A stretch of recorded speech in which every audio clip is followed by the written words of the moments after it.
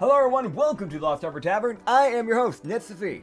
And in case you didn't know, this is the Rum and Harbor campaign. I'm also the DM, by the way, in case you didn't know. We also have some other people here. We have one of my hosts, and also one of the players right now, Acrid, who plays Mollis.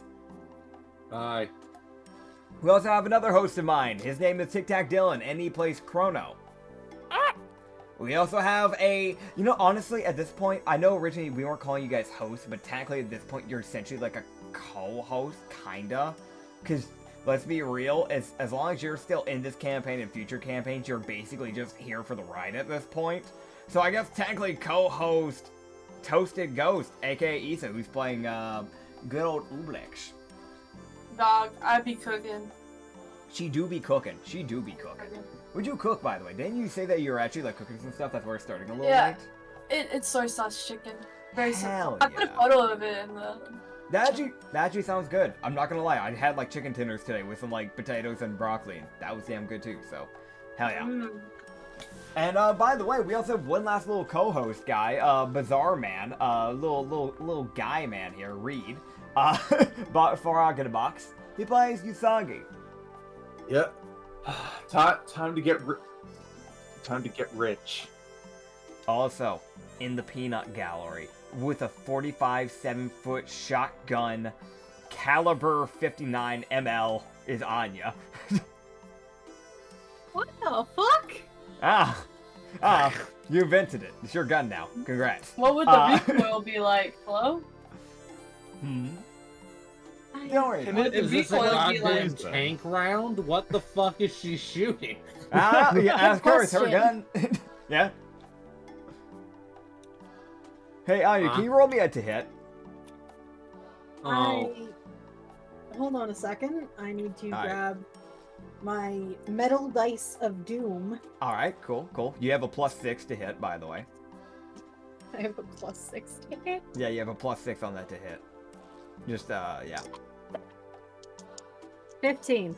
15, okay, so is that a dirty or is that a natural? That's a dirty. Okay.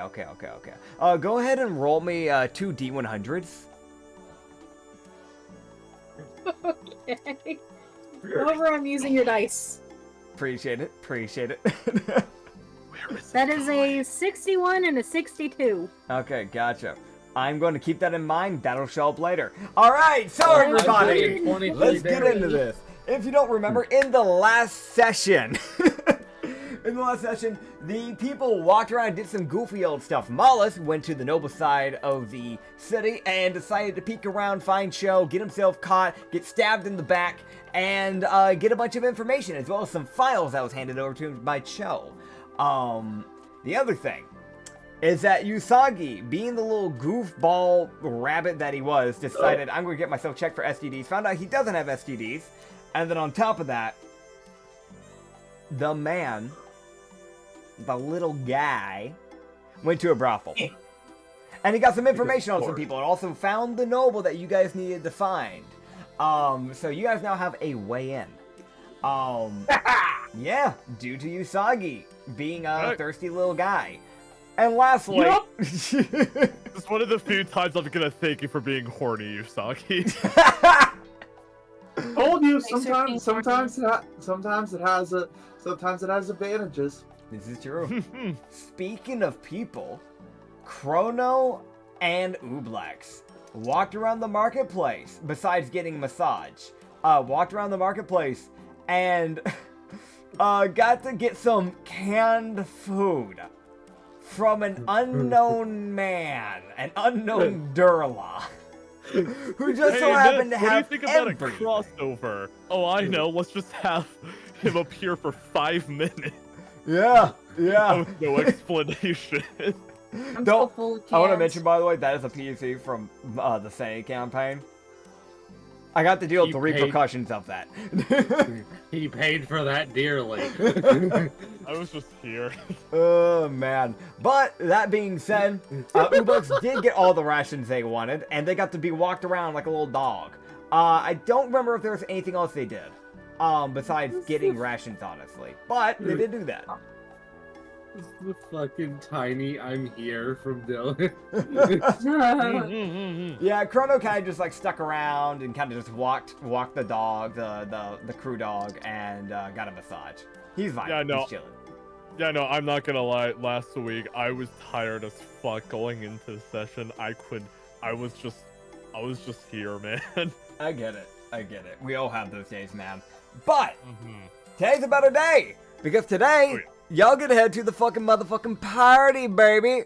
You get to head to the motherfucking party, and we're cranking it up in here because we got some fucking party music today. Hell yeah! I went out of my way to go find some OSTs for this shit. So, Oh my god. y'all are heading to the party. I don't think there's really much else I can really say for that. Unless you guys are doing any last second things right before heading to the party. You guys are going to make your way straight to the noble's party, which is over at the castle. So you'll meet up with the noble, the shady noble. Whatever the other half was that you needed to pay Usagi, you can just remove that from your thing. I'm not going to make you roleplay the whole like, oh, here's some money, blah, blah, blah. Essentially, he's going to create a cover for you guys. So. Well, technically, Corona has to remove from his money since he has it. Yeah. You did add it to your inventory, right? It's set. I believe it's 750. It was 1,500 for all of us. Yes. So, Dylan, remove 750 from your inventory. As long as you Wait, wrote did it you down. Oh, never mind. Yeah, because Usagi had given you like a huge portion of his money, so he I've did given carry you all of it. I've given you 4,000 gold. Yes. Okay, so you want me to remove 750 for this noble? Yes. Okay, I gotcha. Yep. I wasn't sure if you said my name for a second, so that's why that threw me off. So I'm just gonna leave that fair. with you, just in case I get shanked, and also because it'll look really bad if I get caught before I've even done anything and I have that much money on me. That's Just fair. imagining However, Usagi with like one of those like big sacks with like the big cartoonish dollar bill on it. yeah. So he would kind of just basically the noble. I'm gonna just run it down for you as a DM, so that way you can understand fully what he's getting at. But essentially, what the noble is doing for you is you guys will basically follow him in, and he will essentially just let them know that you guys are guests of his, so you guys can get in. So if you run into any nobles and you try to actually have a conversation with them, that is up to you to come up with a cover story with them. But he's essentially just getting you into the place, because that's what you were paying for, was to get in. Okay. So he's essentially covering for you guys' ability so you guys can actually get into the party. Anything up from there is up to you guys to handle. All right. We need to discuss cover story now. Yep. Okay. Who's the leader? My pregnant wife is in there. I feel like that's gonna be very. Okay. No. Alright. I'm ready. What? Alright. I'm frantically looking up rabbit in other languages. Rabbit? Rabbit. Rabbit. Bunny. I'm No, those looking are up. different Give me a animals. second. That's fair, that's fair. No, all of it. No. This is running gag is that all of his aliases are just gonna be rabbit in other languages. Fair. I want to mention that some languages in my world are essentially just like a different version of IRL languages. So like Elvish is literally just like French. I kid you not. So, yeah. Lepus. Okay, Lepus. All right. Lepus, I am. Okay, I am Reginald Lepus the Fourth, and Motherfucker. well, I didn't even remember your username. Yeah, I was actually debating on use. All right, no, that's fine. That's fine. I can use something else. I got a different idea. Yeah, Reginald Lepus the Fourth. Okay. All right, I that's just my name. love just the motherfucker. Yep. As long as you don't use Lol. Reginald Von Pocket Pill. True. If you use Reginald Von Pocket Pill, I'll fucking kill you. That'd be interesting, watching a Pocket Pill try to kill somebody. All right. So, okay. So what are the rest of y'all's cover stories? Because I don't want to get caught because you didn't put effort because you guys didn't think of anything. I mean, I know damn well Mollis isn't gonna talk to fucking anybody. Valid. Like, A Chrono might. I'm gonna. Well, Gerald Tempest. I have a name just in case. Of course, it's Gerald. I'm looking for my father, who is somewhere in the party. Is that good? Yep. I'm kind of safe as nobody knows my name, but I'm like a pet, so. Yeah, Just honestly, don't- if you just good don't point. You- respond, Got it you'll easy. be fine. You just need to. You just need Alright. to remember to not Just talk. keep like oozing after like the people in the party. Just like choose someone and follow them. Like, Yeah. the most, like...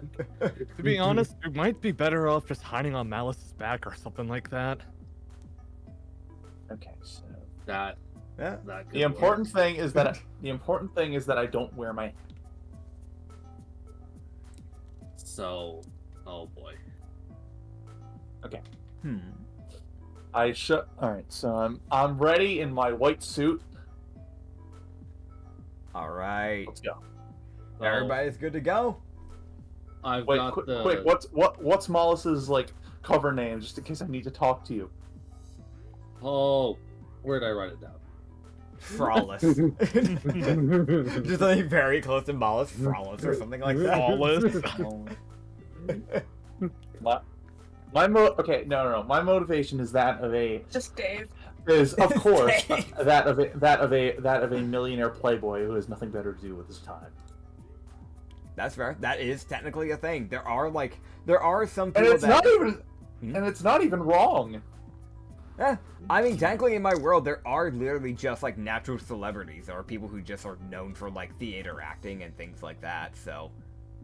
Neat. No, I was thinking more like idol. Felix, okay. Felix Meyer. No relation to Steven, I assume. Okay. Yes. Nobody. For context, Half the people here don't understand that joke. Dylan, one of explain. Reed's characters. I from the understand. D&D world. Ah. Eh? No, please. All right. Anyways, So we're gonna keep this going. Oh my god. Yeah, we're gonna keep Alright. this going. All right. So No. what the fuck? No. No. What the What heck? happened? No. All right. So Moss, you hear a tank open up behind you and fire. Never mind. I will happily continue on. All right, it dissipates. I suddenly understand what that 123 damage is. Fuck. Oh man. All right, cool. So you guys will make your way on over to the nobles area. And basically, I don't think I really have to push it through you too much. But you guys essentially, like, when you're starting to make your way over to, like, the castle, it's not, like, a heavy line. But it's, like, it's definitely one of those things where, like, the nobles are going out of their way. Just, like, you know, like, the noble guards are having to, like, stand there, they check the person, they talk to the person, get an identification, and then let them through, essentially. Okay. So you would see them just, like, they're moving the line pretty fast, though. They're not wasting too much time on the people. Because normally with nobles, with the way they dress and the way they act and certain things, you can normally pick up on, oh, that's a noble, that's not a noble. So the knights normally kind of know what to look for, so they're not wasting too much time. So it's that obvious thing of like, oh, there's a commoner, like, in a line. You see, like, one commoner in the line, you see them immediately push them, like, no, you're definitely not that. You're definitely not a noble. I do need to say this for Mollis so I don't forget. Mollis has the fucking exhaustion hood up as well. He's Gotcha. wearing the Ranji cloak. The one that didn't have a hood that he bought. Yeah. The lightning one. He's wearing that. The robes. And Fair he's got enough. the comfort cloak over it. He's not benefiting from it, but it's fucking looks a lot more nobly. yeah, which is the main thing. You want to be able to try and blend in at least somewhat. Yeah. Yeah. So yeah, you will get on in.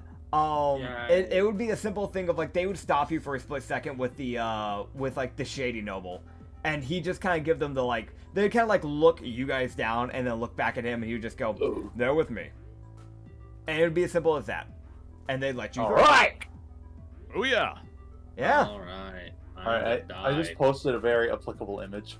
Oh. Oh Just my god. It's a fucking- rabbit in a suit. Here we go. No, that one's even better. Hell yeah. That's Hell just yeah. me right now. For those who don't know, he just sent like Anyway. a bunch of like random pictures of a rabbit in a suit. And it's simple as that. I don't think I have to say much else. Nope. Yeah. Anyway, Yeah, you guys will just continue making your way through. I don't think I have to really say much. When you step your way into the castle, you are looking at... It's not like the normal medieval like type of like castle design. Think of more like Egyptian architecture, what they would use for like the royal families with their buildings. That's kind of more what they've done. So it's not quite like you know, stone walls, lanterns. You're dealing with sandstone and, you know, specific type of like perches and buildings. You do have like wooden tables and things like that they've used for like the nobles to kind of sit down at and kind of like chat with, get food at, eat, you know, that sort of thing. But it's way more well polished than what you've seen in other taverns. So they've taken care of their furniture a lot more because nobles, you know, that whole thing. And it's also inside the king's castle, so it double checks. They have set up essentially an area for a bartender just to work, like in the main lobby area, just so the nobles can just walk in and grab some alcohol, you know, keep going, do their thing, keep talking.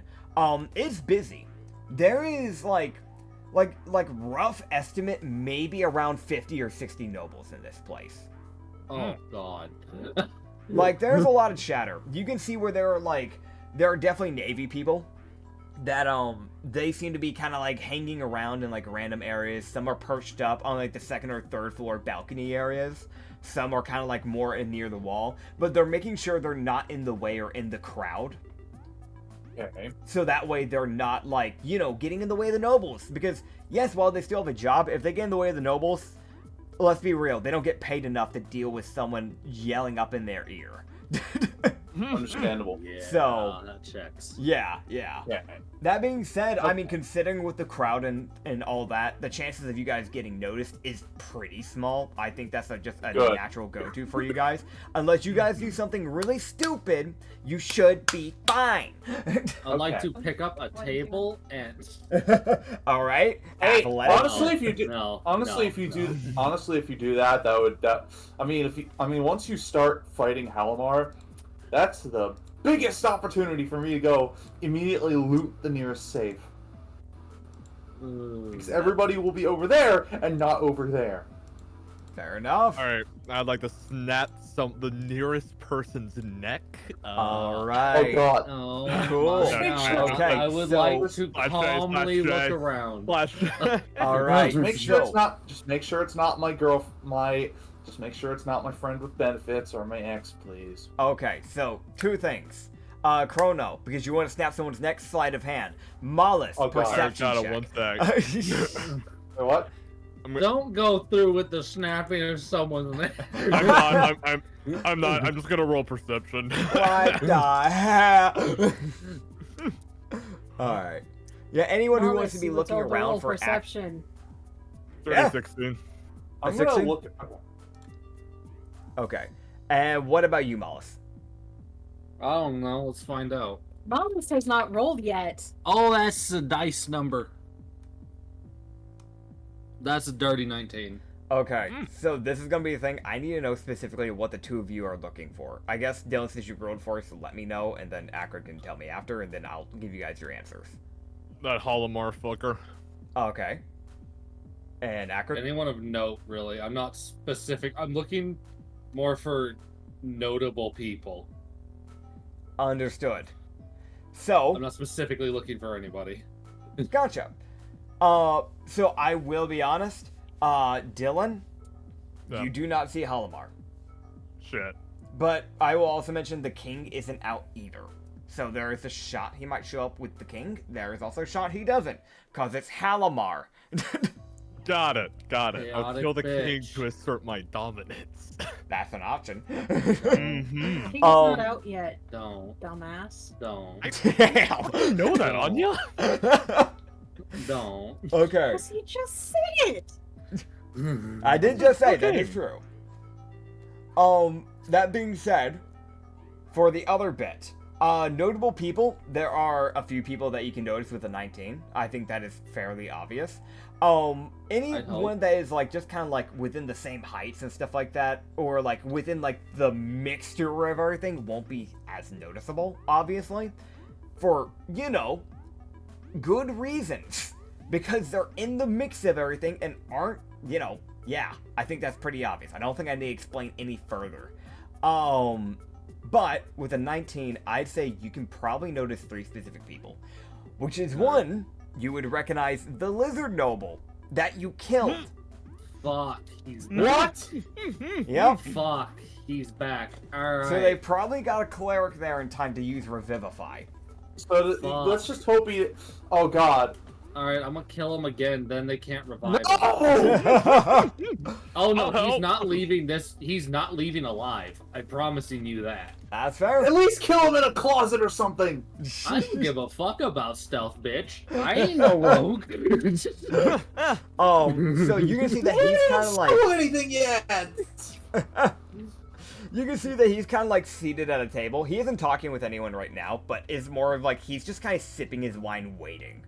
He's probably here less for business and like networking like other nobles, and more for the actual main event. Which is the king. All right. Now, that being said, the second person that you would recognize that might be of interest to you is, let me grab this noble. Let me grab their image here real quick here for you. Now, I will mention that because these are randomized, I would not have these images ready to go on OBS. For the viewers, I will simply just describe them. If they ever show back up again, then I'll show the actual image. But most likely, a lot of nobles people will probably only run into once or twice, because I don't imagine pirates actually going out of their way to talk with nobles. So, the same person that you notice... I mean, I might if they're hot, but... Fair enough. The same person you notice is essentially a half-Bajuk person. So, they have the ram horns, but the rest of their body is basically human. Bajuks, essentially, they are ram people. But if they have like mixed genetics, normally the human genetics or other genetics normally dominate the Bajuk genetics, just because Bajuk genetics aren't really that strong. So typically they only end up getting just the horns and nothing else, which is what happened with this lady. Where you can see this lady with like platinum blonde hair, these like she's probably dyed it to kind of show a form of nobility, but she's dyed her ram horns this like velvet red. She has this like a similar, like a slightly darker shade of red for like this dress that she has that has like the shoulders exposed but still has the sleeves, and like has some like black gloves that kind of like are fingerless and don't really cover the palms but just the back of the hand essentially. Red lipstick, red eyes, dark brown eyebrows that are kind of like, you know, pretty narrow and well trimmed in the process, and she has this like velvet red fur coat that she seems to be wearing. And she's just kind of chatting with some random nobles. And the one other person that you would kind of recognize that might be of interest or might not, because I don't really know if Moss would care about any of these people, gonna be quite frank, is you can see that there is one noble that actually has a weapon on him. Oh, yeah. Which is insanely rare in my world, because nobles normally don't give a fuck. So most likely this guy was probably less of a merchant or something, and probably gained his fame and popularity, status, and wealth by fighting. As you can see, this like what might be a dampier due to his like skin color, as I'm gonna be honest, in the image it is not as pale as it should be. He's supposed to be basically a ghostly pale white. But he has this black hair that is kind of like brushed, like a lot of it to the left side of his face, but a bit of it still kind of dangles from both sides like bangs, and like around his eyes. He has this black and white suit that he seems to wear, the sleeves being kind of ruffled and like loose. And he has this little black, I wouldn't say tie, but it's like I don't really know what you would call that. But it's like a ruffled piece of cloth that goes directly down and then tucks underneath the black bit of the suit, essentially.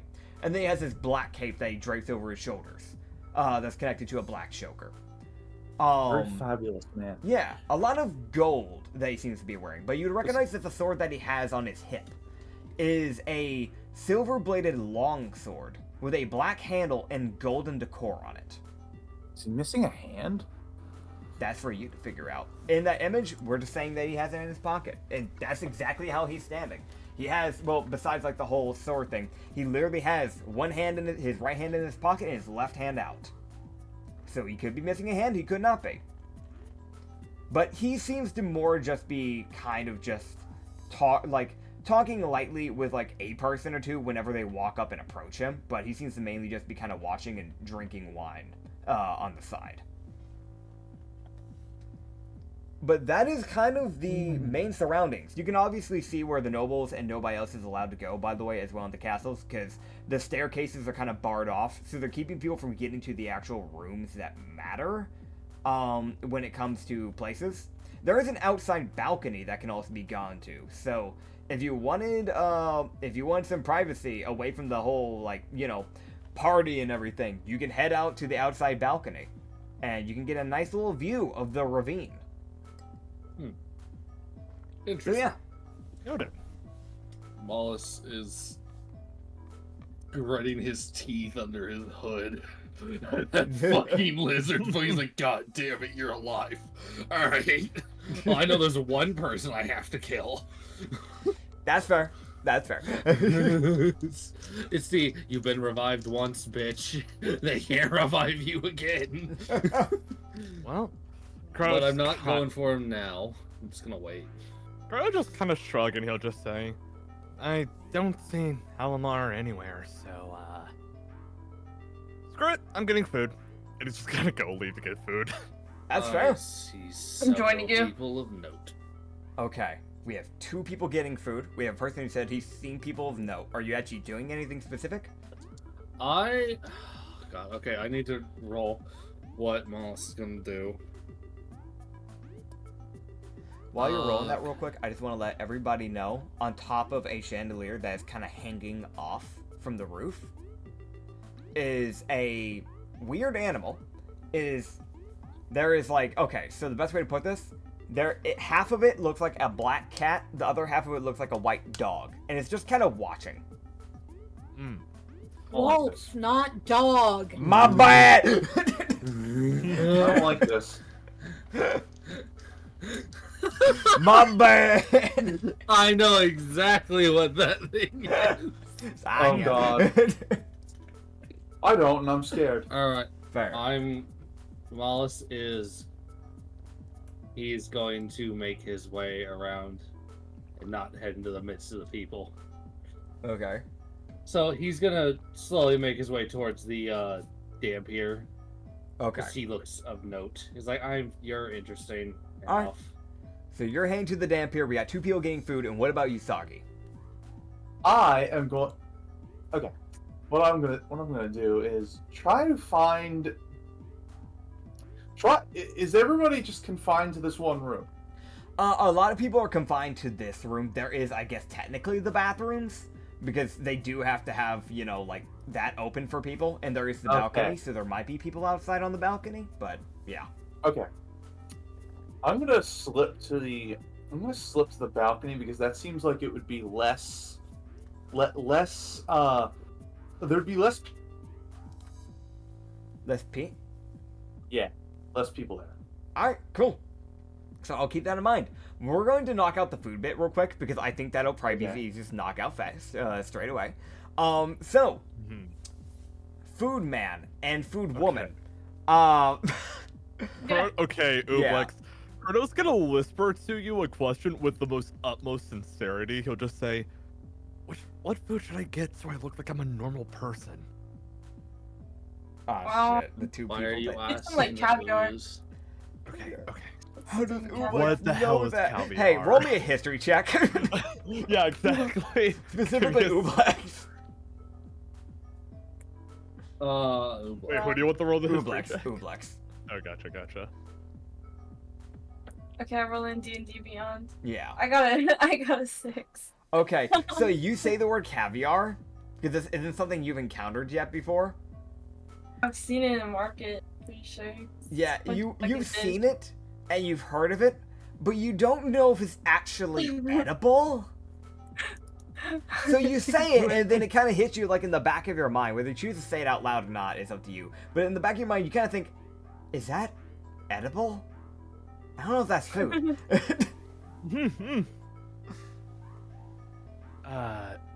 What does caviar look like anyways? It looks like pearls, like black pearls. Oh, gotcha. Chrono will get caviar, but just caviar specifically. That's fair. Yeah, essentially the way they've set up the food stuff, they have essentially 2 banquet table sizes, like 2 like long banquet sized tables, essentially just like stretched across with just food scattered, just different types of food just on the tables, so people can just walk up, serve themselves, and go. Gotcha. Yeah. Every now and then you can see like a chef walk out and like put out something new and get rid of something that's been sitting out for too long and has been cold, because the nobles are picky bastards and a lot of times won't eat cold food. So most likely the staff will probably eat that, but yeah. Yeah, Gotcha. You can just grab some caviar 100%. Alright. I will also whisper to Ooblex, just saying, if anyone tries to talk to us, this is gonna sound weird, but do you know a different language? Yes. Okay, if anyone if anyone tries to talk with us, let's speak in a different language and try to get them to go away. Let's weird them out, alright? I don't want to talk to anyone here, Okay. ideally. Okay. Oh People God, think do I'm you a want pet, to so can I walk just into make the slime middle of it? noises? Yeah, that could work. You That can would speak probably a work, wiggle. actually. Wiggle. I know, what's it called again? Primordial, which I'm reasonably confident the majority of the people here don't know what that is. Actually, Mollis knows it. Why would Mollis know that? I should ask that. I know. Yeah, I know. Primordial. I know Sylvian, Sylvian? and Sylvian? speech. I don't know. I don't know yeah, that. I know Sylvian too, actually. Oh, nice. Oh, cool. Actually, just hit me Sylvan, not Sylvian. Sylvian's a person. Yeah. Sylvan's a language. Gotcha. Sylvian's a Pokemon. Now, also true. Oh, yeah.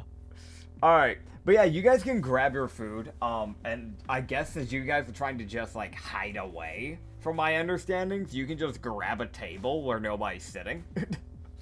Huge. Considering Kronos trying to spot Holomar, as much as he would love to go on the balcony to avoid this party, I feel like he would probably grab an empty table just so he can keep an eye on everything. That's fair enough. So we're going to zip away from you guys for a second here, and we're going to head over to Mollis. Yeah. Mollis, Yes. you're approaching the dam pier. Yes. Okay. Mollis would, he would, okay, oh boy. He, you said the guy's, he has a silvered longsword? Yes. Mollis, I couldn't help but admire the blade you have on your belt. You would see him kind of just look to, like, the sword, essentially, and just kind of, like, pat it. And just go, I appreciate it. Normally, nobles try to start it off immediately with business. So it's grand to see you at least care about something besides just money. No, I can appreciate those who know how to carry a weapon and know how to use it. You look like you can carry yourself, and I can respect that. Of course, you could say that I handled a fair share of my own enemies. You don't mind me asking, what did you do? I was a mercenary, though normally mercenaries don't rise to the fame of nobility. However, when you take down a Lich King and you take his golds, you can be rather surprised just how much money you can get from it. You know, I can see that working. Indeed. Well, What about for you? What do you do for a living? well, I actually have a similar line. I go around and help guard places, and I'm more here as a guest, in honesty. I feel like if this was an anime, there That's would fair. be like a 10-second cut-in series of clips of like Mollis's most brutal clips before Mollis answers. As Long. you know, I'm more of a guest and a aid sort, in case things go poorly. Understood. Well then, I'm sure you can definitely understand the reason for properly wielding a sword, unlike the nobles who seem to just assume that if you have a sword, you must be thirsty for blood. No, I don't. Unless necessary, I would prefer to not kill anyone. That is fair. A lot of, or not a lot, but some of the nobles haven't gotten to fully understand where I come from. As a Dampier, and a noble of a vampire country, people get the understanding and the suspicion that I killed to live, as blood is required for my body. But normally what I do is I simply just get donations. Just an easy way. I'd rather not kill, so I'm similar to you in that regard. Well, that is a good way to do it. Better than slitting a man's throat. Something to drink. Isn't that true? Normally, those vampires are seen more as monsters, as, to be quite frank, it isn't exactly civil to do something of that sort. No. I did know of one man who had a vampire as a partner and worked, and he just let the vampire bite him and drink his blood to make it easier for him. That's a good way to handle it at times. As long as they're not going out of the way to hurt the innocents, they're fine.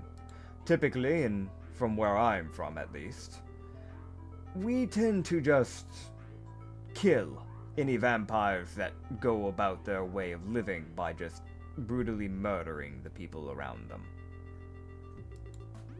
Bit of excessive way to do it, in my mind. Indeed. Yeah, Wallace is going to make idle chatter with him and get an idea of how he is as a person, which I think Wallace pretty much has. And So- he's also given himself a fair enough alias. Yep. So you'll get a little bit of extra information here that wasn't getting worded. But that is his name. By chatting, you'll get his name, which is Elmer Destina. And Wallace would give his fake name Fair enough. for now. And you'd also know that he is from an island called the Salora, sorry. Nice. I will actually write that down, because... Which is one of the only islands in my world that is run completely by a vampiric monarchy. Oh, Ah, Mm-hmm. that is important to know. Yeah. That being said, we're gonna hop over to Usagi. okay. So what are you trying to do on this balcony when you make your way on over? There are Well, some first- people here, but there's not that many. Not that many. Okay. Is there any but? Is that train? Choo choo! Well, okay. All right. I have Overtime. a few things. One is there. Well, the long-term plan is to stay out here while waiting for something big to happen in the main place. That way, I can slip away to somewhere else unnoticed. But in the meantime, are there any people that look out of it, and thus would possibly make easier marks? That look out of it. I would say, because it's pretty early on into the party. They probably haven't gotten wasted yet. Yeah, Okay. nobody would be wasted around this time. How Yeah. sad. I will also mention that nobles tend to be a lot more careful on their alcohol intake. So, and considering they are here to eventually listen to probably a speech or something of the sort with the king, they will probably keep themselves at least mainly sober to some degree until the actual thing happens with the king. Second question. Are there any windows that are within climbing distance of this place? I'm not going to do that right now. I'm just saying for later. Technically speaking, there is the second floor and third floor windows. There's a lot of windows in this building just in general because it is a castle. They normally have glass pane windows, so they're not really ones that you can just scroll up. You would have to break them to actually get into. Okay. They can't be opened from the outside. Yeah, they wouldn't be able to be opened from the outside. I should mention that. So I don't know if that'll matter to you. But each floor is like a good 10 feet up. So like in total, this castle is around like 30 feet, maybe even 40 feet tall. Okay. Yeah. All right. Okay. That's interesting. Last. Okay. All right. So that's. They keep the, by the way, they keep the ceilings this high because in case like, you know, a way bigger race starts coming through, they don't have to, you know, like bend their back the entire time that they're at the castle. Understandable. Okay.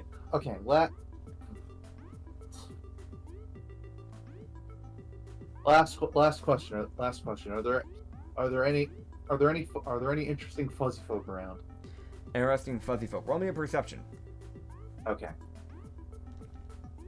At this point, Usagi's just killing time, so he might as well attempt to do something stupid in the meantime. Fair enough. Okay, where the hell? There we go. Okay. Perception check. That's 17, baby. 17. Alright, I'll roll to see if Yes. there is anyone actually, like, worthwhile. That is an at 1. So, sadly, no.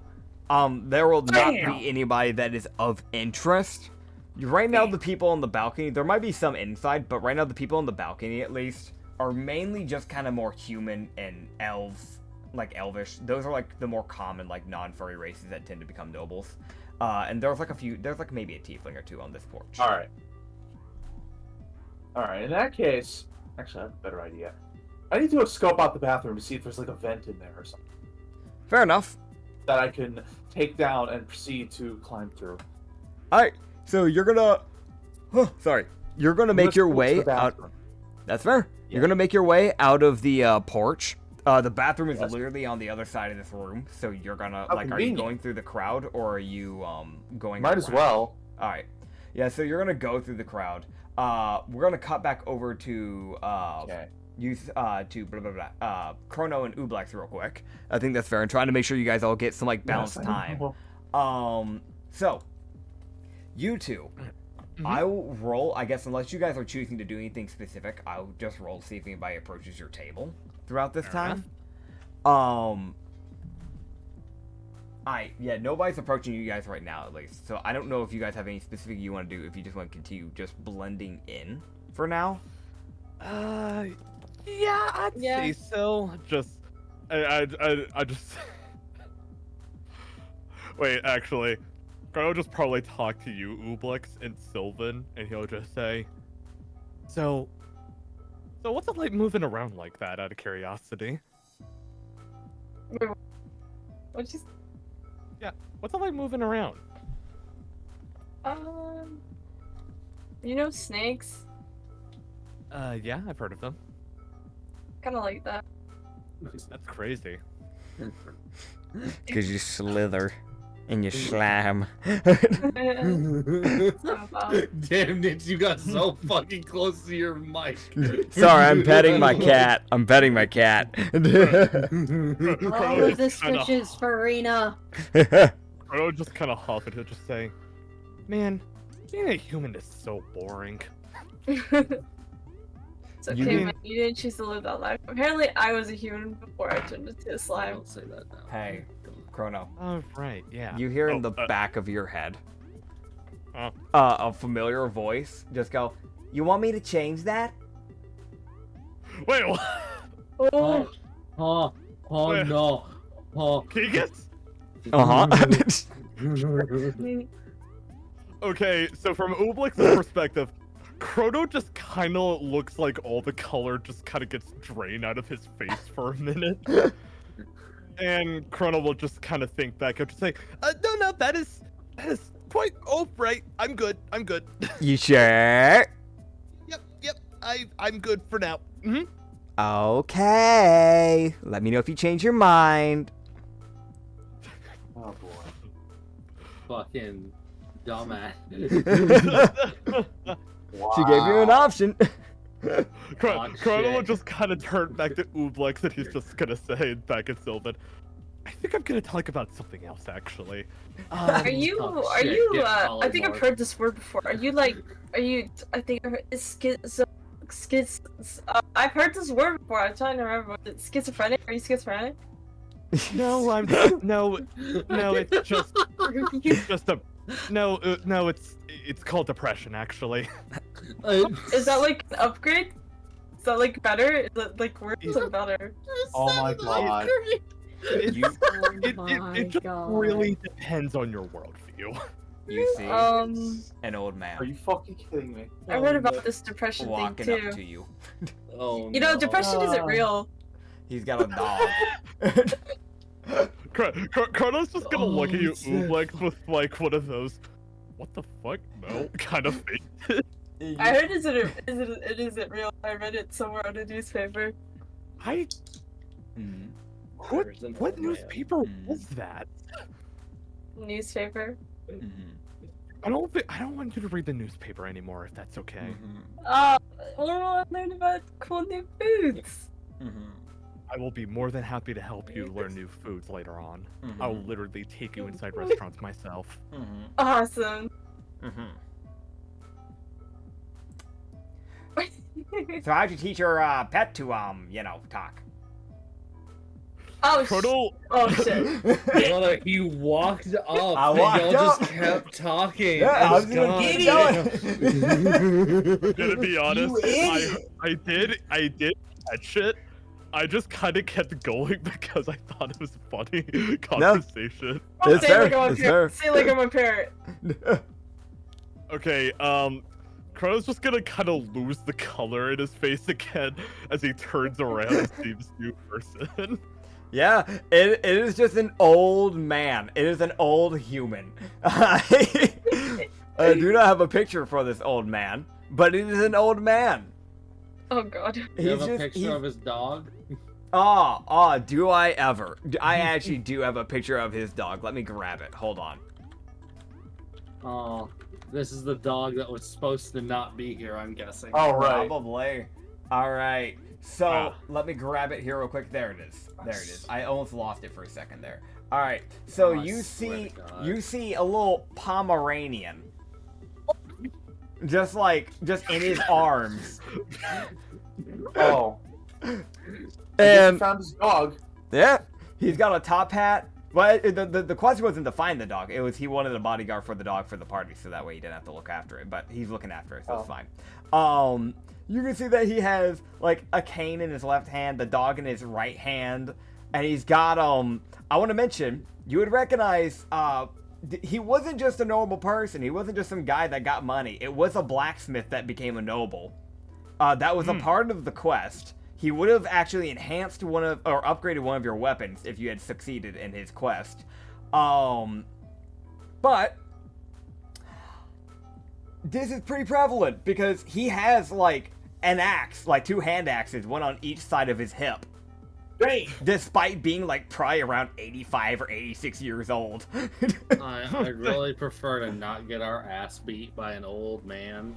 I want to mention Chrono- he's got like I'm not sure if getting your Yeah. ass beat by a young man is any better.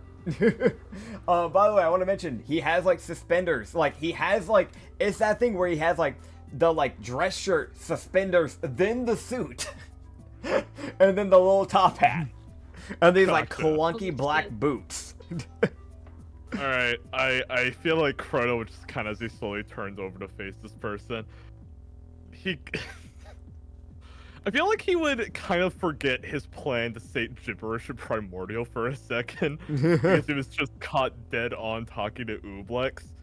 So he'll swap back the comment and just say, hi, yes, I am a druid, so I talk to pets a lot. That's good. What do you do for a living? Nature shit. God, man. Insight, buddy.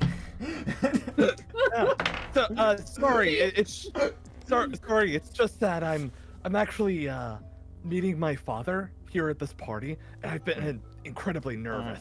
I mean, I've never been to a party like this before, so. Who's your father? Oh, you probably wouldn't know him. He's a new noble. he looks at In you. what world is Mollis doing better than Wallace bullshitting better. Then again, I was talking to a fucking swordsman noble, so I opened up with a good one. So he was not at all like interested. To be fair, Dylan's being caught off guard.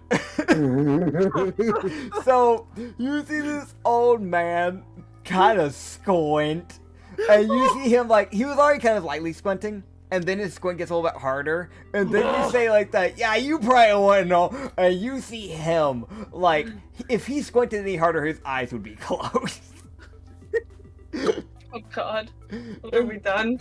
He would kind of like lean in, and he'd get his glasses, and he puts he's like big, I mean like big, like hand-sized circle glasses.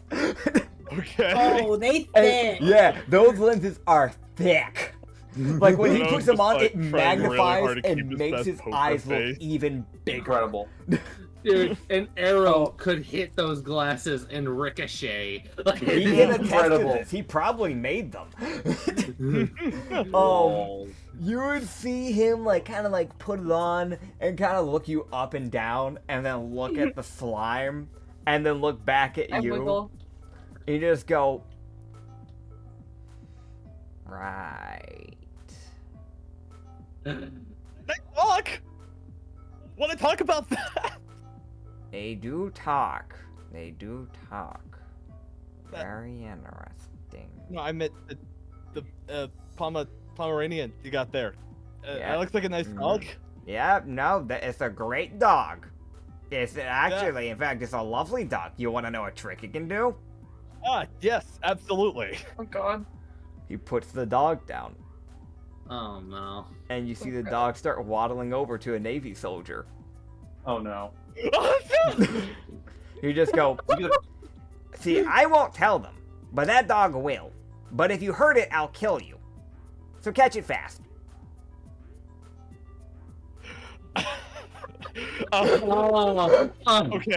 Okay, What okay. the fuck's I'm happening? sorry. Catch the dog. Catch the dog.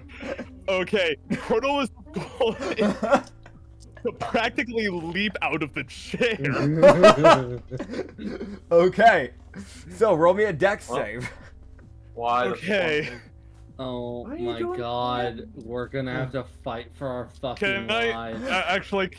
Can I eat a bubbleberry before I do a dex save? So, I just want to double check so I remember correctly. Bubble berries. I'm the one who has They those. give you advantage on dex saves and acrobatics, correct? Yeah. Could I just eat one really fast, just so I don't like make like a giant ruckus trying to catch it? I would say I'll allow it. I'll allow it. Okay, cool. Because the way you said, at least the way I'm like hoping, like, well, he's waddling, so he can't be moving that fast. Yeah, he's It's a waddling. Pomeranian. Yeah, Pomeranian. They're not very quick. Okay, I'm No, just- they're fast little shits. No, Yeah. no, Anya's right. My family used to take care of one, and it was kind of a pain sometimes. Maybe it's just the one that I've dealt with. Because I've dealt with one and it was kind of slow, but maybe it's just the one I dealt with. Well, we're gonna go with Nitz's Pomeranians are cannon. speedy little fuckers. We're gonna go with Gotcha. Nitz's cannon. We're gonna go with Nitz's cannon. Yeah. It's slow. No. If Anya insists, it's fast. All right, I'm DC's getting just bumped. gonna roll and hope for the best. All right.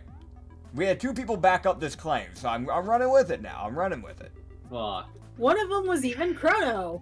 Oh boy. Yep. The What'd you get? first one I got was a nat one. Okay. So here's what happens, right? Hang on, I'm gonna at least. I might as well see if I can get a nat 20. Yeah, might as well. You might be able to cancel it out. That's not a nat 20.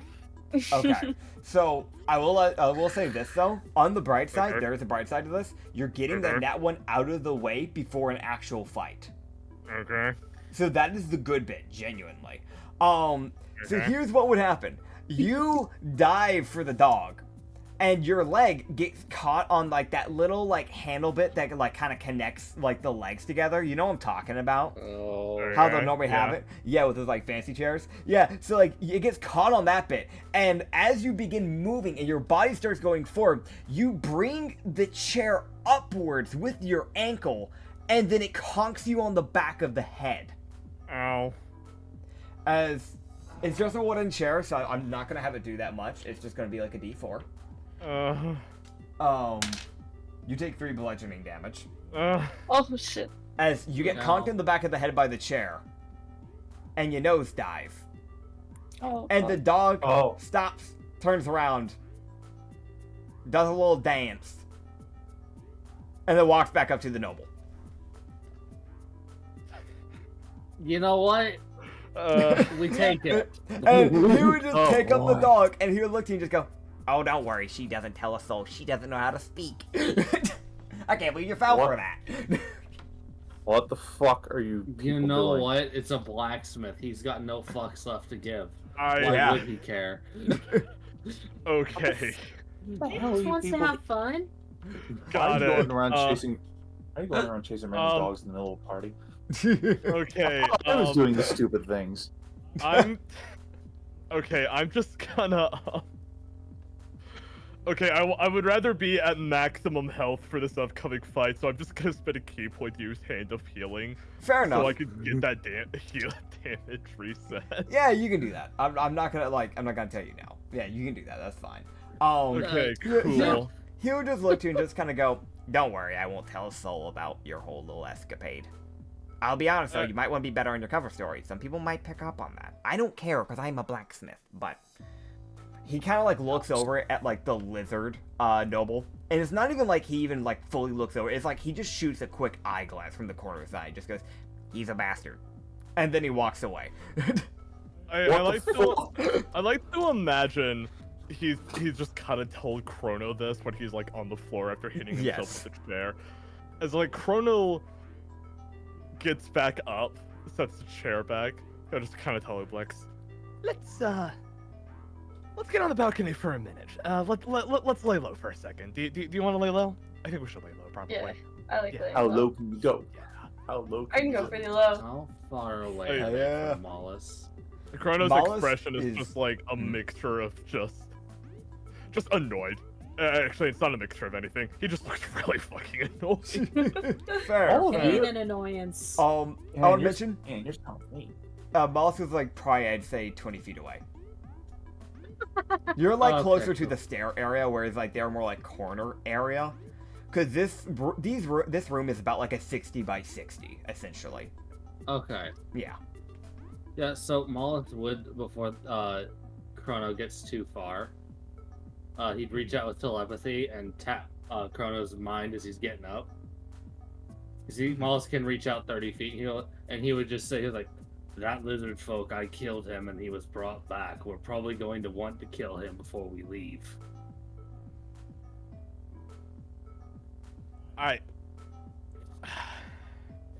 Just a side note, so you're aware. That's the little. There you go, bud. Wallace, you go missing for a day, and now you tell me this. I won't lie. As a player, I wanted to mention that beforehand. We got rushed here. Yeah. I Also, you Well, can roll me a history check, by the way, Chrono. yeah. Okay, one sec. That will be a 37. Gotcha. The reason why I was having you roll this is because it actually would impact on what you're saying here. So you don't recognize that was supposed to be the guy that the Revolutionary Army was talking about. So, unless it's pointed out by gotcha. Moss specifically. Otherwise, yeah. I will see. I don't. No, Mollis is just assuming Chrono will remember. Fair enough. Gotcha. Chrono just boy. kind of roll with it, probably, and he'll just kind of speak out. Okay. Okay. Cool. Anything else you want to mention before we have probably the deadliest fight of our lives? I have an envelope I meant to show you earlier, but I forgot. Oh my God, Mollis! I swear to God! Because we were rushed here. As a boy. player, I just now have to bank that Malls forgot. To be fair, I did say Mullet. before we went into parties, was there anything else that people wanted to do? And I gave it a moment, and I didn't get any answers, so I kept it going. Yeah, no, I know. That's why I'm now Yeah, banking my own idiocy. fair enough. Which was like, listen, a lot was happening. That is actually fair, though, when it comes to pitching characters. No, I was thinking as a player, I'm not mad or anything about it. I just think Chrono, that's like the likeliest reaction for Chrono at that Chrono's moment. just mentally Yeah. like, bitch, why? What you mean you've got important information? So here's a question. Mhm. Chronos specifically said out loud, Mollis. What? Oh, this was in telepathy. They were using the This- yeah. Mollis's Oh, telepathy okay. to talk, so you don't need to worry. Thank God. Yep, I would have already honed on that, so don't worry. I appreciate it, though, Anya. Mollis could What you probably say? Mollis could probably just notice Chrono has like the pissed off angry eye. Fair, fair. Well, Yeah, it's he'll- just letting them like, listen, there's a lot going on, and I still have it. I hope it wasn't relevant to this. Okay, you know what? You know Yeah, what? actually, wait. It's like you just hear that little quiet, like, wait a minute. I really hope it wasn't relevant. You know what? I'll be on the balcony with Hooplex if you need me. Got it. Fair. So while you're making your way over to the balcony, we're gonna hop over to Mollis real quick. I will mention something, because Mollis, you're the only one that is in a proper good, like, eye shot now at this current moment that would actually be able to notice this.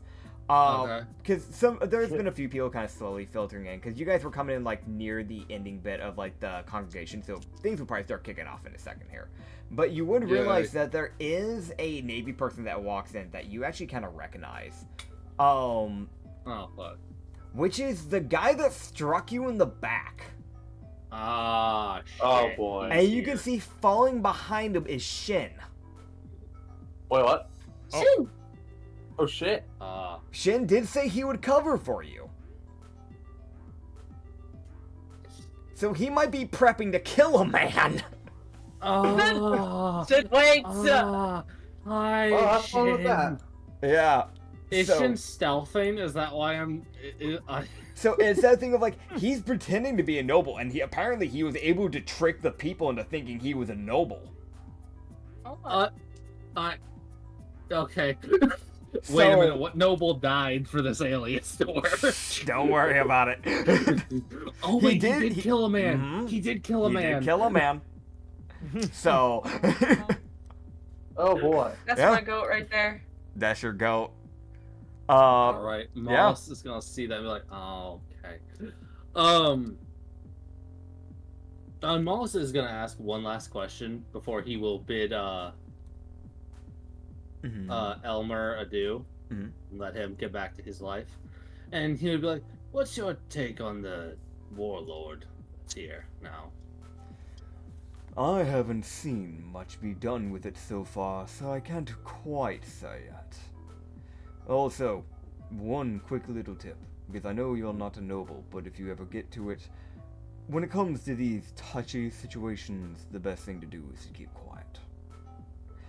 Because the Navy and the public, especially the loudmouth news reporters, will twist your words in every way they can.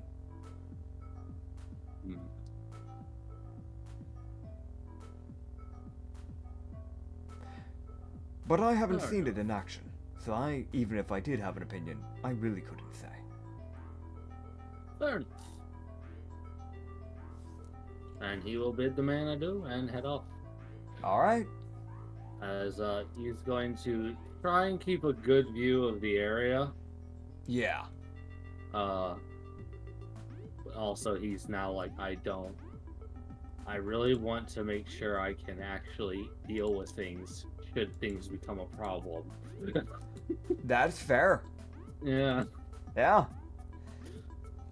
So are you just like heading to a I'm specific area of the room, or? I'm going to make my way so I'm not too far from Shin in case a fight starts. Okay. So it's that thing of right now we can see that the that captain essentially heads off into to a specific portion of the wall to guard. And to make sure that Shin isn't oh shit, it's that why is he following a captain? He kind of diverts away from him temporarily and fades into the crowd. Fair the fuck enough. I'm going to also just exist on the edge of the crowd. Fair enough. The two of you will exist on the edge of the crowd. We're gonna hop over to Usagi real quick. Okay. So the bathroom. The bath. Is there a vent? There technically would be. It is weird. So with the bathrooms, because it is more sandstone built, and something that you'd realize with Gao is that they kind of more rely on using air runes and things like that, like magic to kind of do stuff rather than ingenuity. They have less of a vent that you can open, and more of they have areas within the walls where they have built-in stone runes that activate wind. So there's no vents. No vents. So essentially they probably have one to kind of remove odors and things like that, and another to keep it circulating, so that way you don't burn up inside here, because you are in a desert. Curse this magic. Okay. Well, damn. I had to bust your bubble. In most other places, that would work, but not here. That's fine. All right. So then clearly the best. All right. Fine. So then clearly, I'm not getting anywhere until the two people who actually want to start a fight start one, and then I can slip away into chaos. That is fair. If you choose to dip away from the boss fight to go for your thing, honestly that might be your best shot, because it's gonna be chaos. So that's fine. I'm gonna go outside and attempt to find any interesting fuzzy folk to talk to in the meantime, and into the main room and find any interesting fuzzy folk to talk to in the meantime, because I have nothing to do. Okay. At the moment. Fair enough. So while you head off into the room, you can roll me a perception check, see if you find any fuzzy people that might be of interest to you. Come on. Do keep in mind these are nobles, so they're not gonna be they're definitely a different breed of people. That's the best way to put it. I'm aware, but this will be a good test of my bullshitting abilities. Fair enough. That's 7. 7.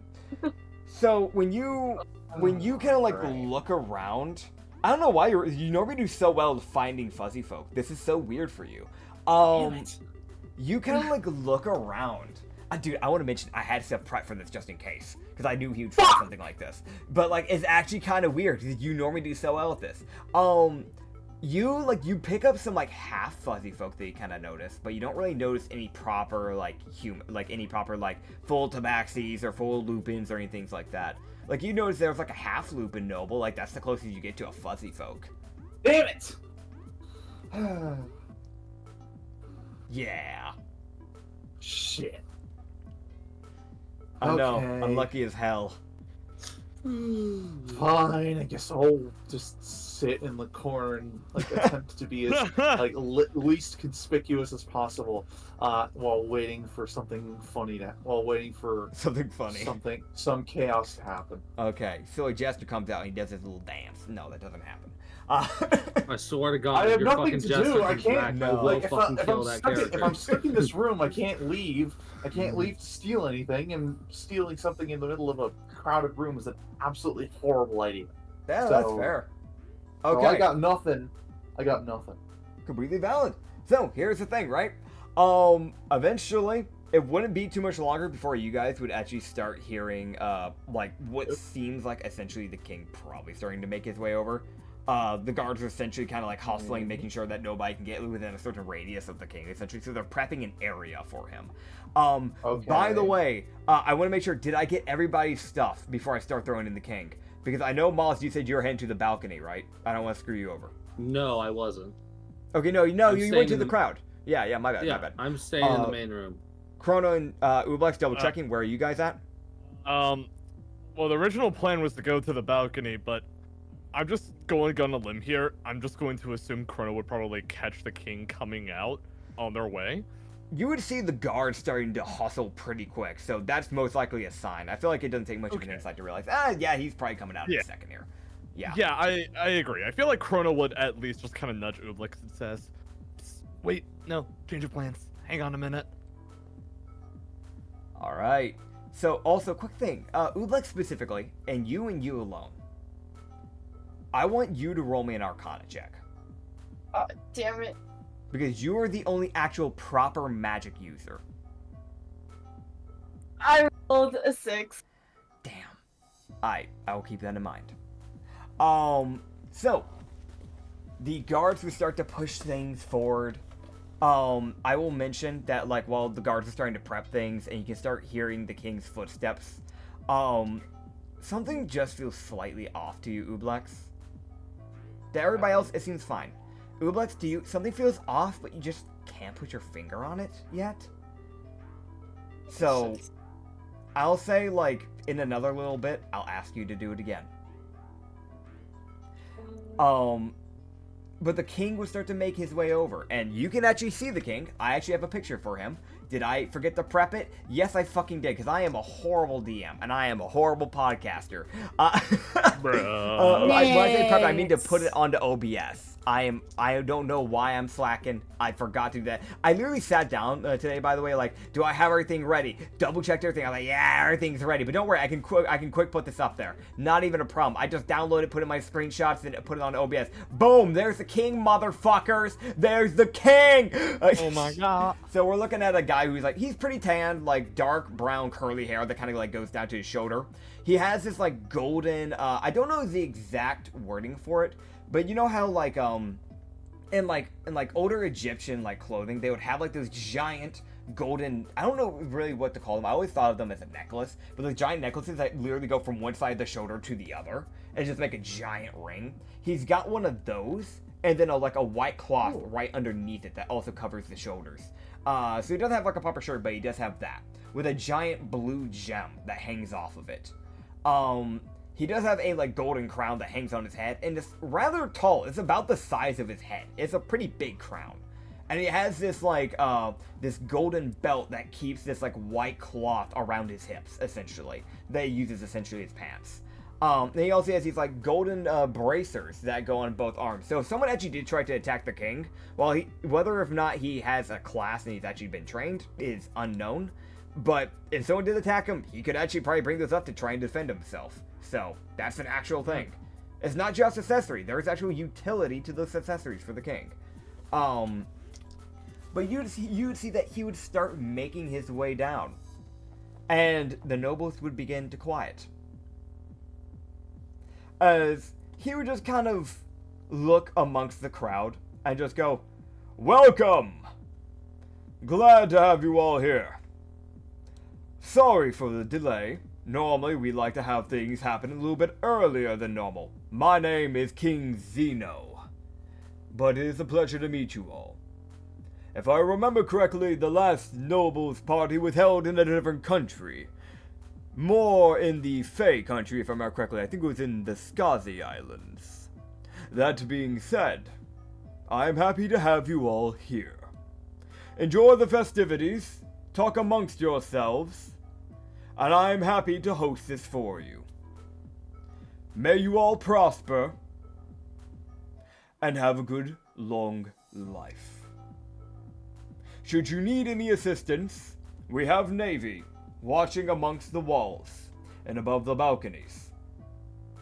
I thank you for coming, and please do enjoy your time." And it is that thing of like, he doesn't go directly into the crowd, but he will essentially stay at the second balcony, and he would actually have his own food brought to him. So he isn't allowed to go directly to the commoners, or to the nobles. Alright, tasting. Yeah. But he is able to like, kind of like watch from the sides, essentially. Fair enough. Now, Ooblex, I'm gonna have you roll me another Arcana. Okay. And while Ooblex is doing that, if Oh, Mitch I would check got his an DMs, he would see what that color is called. That is true. I got an 8. An 8? Yeah. Okay. So, with that 8, the best way I can put it is that something, it like you're feeling a little bit of a stronger sense of something being off. Like it feels like something's being hidden, but you don't quite know what. Oh no, I don't have a good idea about this. I don't feel good. The vibes are not it. Vibes are not it, man. I'm assuming you're saying this to Chrono, just to be clear. You're right next to me. Okay, yeah. Okay, I just wanted to be sure. Chrono would just... He looked like he's taking you seriously.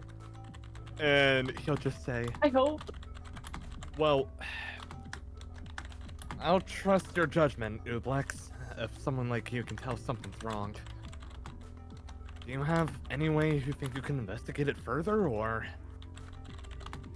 It's something magical. I'm not really smart enough for this. Yeah, I probably can't really help you out that much there. I use magic, I don't really understand it for the most part. That's okay. Hey. Just letting you know something's off. So, Oh boy. Oh god. someone that I inserted as a joke is now actually gonna help you. Oh no. Anya Wait, what? has DM'd me saying, can she help? And give the help action to Welcome Ublex. to Thami deities, bitches. Yep. So, you can roll another Arcana check. Oh god. Aw, You can thank This should be Anya. good.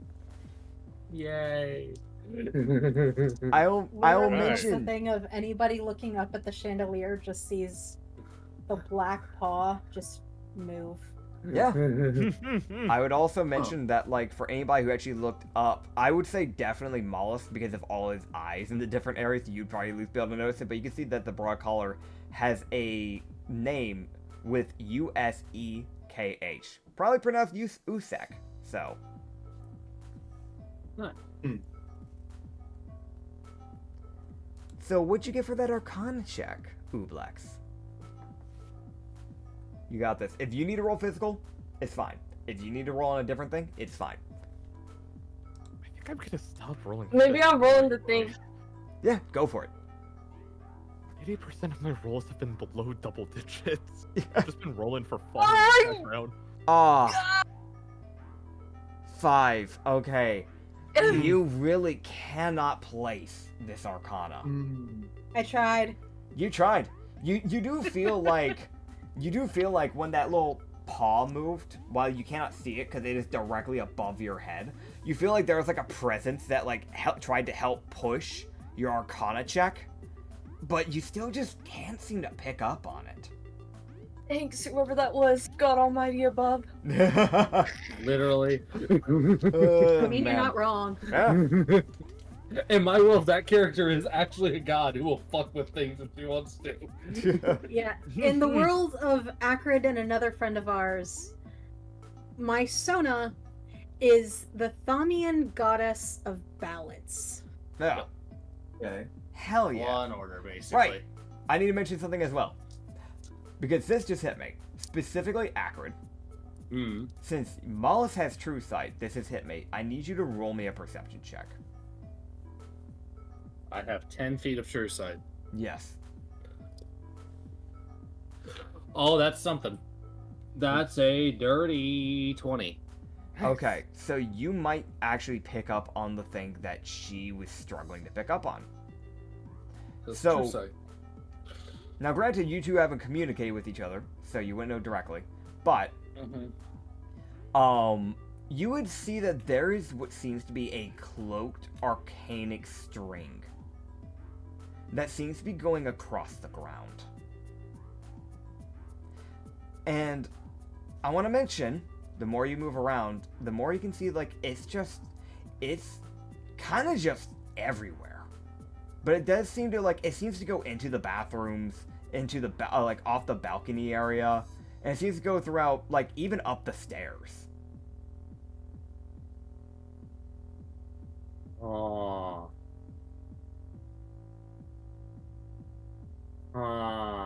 Mm-hmm.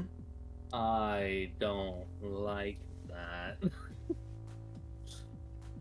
Can I roll an Arcana, kind of pulling on my, like, warlock-ish side because of my pact, I will say. to try and figure out what it does?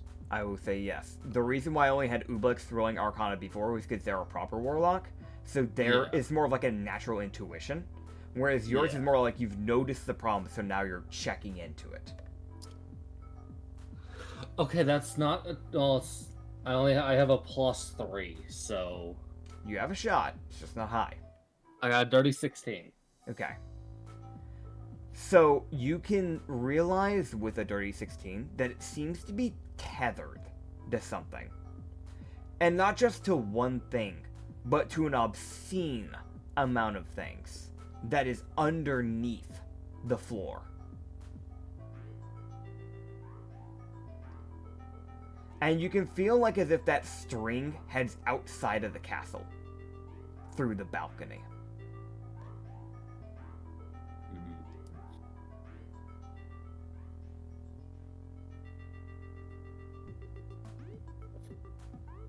Oh shit. Alright, is there any one of Mollus's crew within 30 feet of him? I No would one in the say crew is within within 30 this feet. distance, Chrono and Ubux probably are. I think the only one that I understand is not near you is Usagi. Okay. So the Yeshka Vrazelk, who's kind of just been blending in with people, he's here. And technically Shin as well. So, Mollus gonna reach out to all of his allies that he can. He goes, "There's a arcanic string hiding something underneath us." Huh. Weird.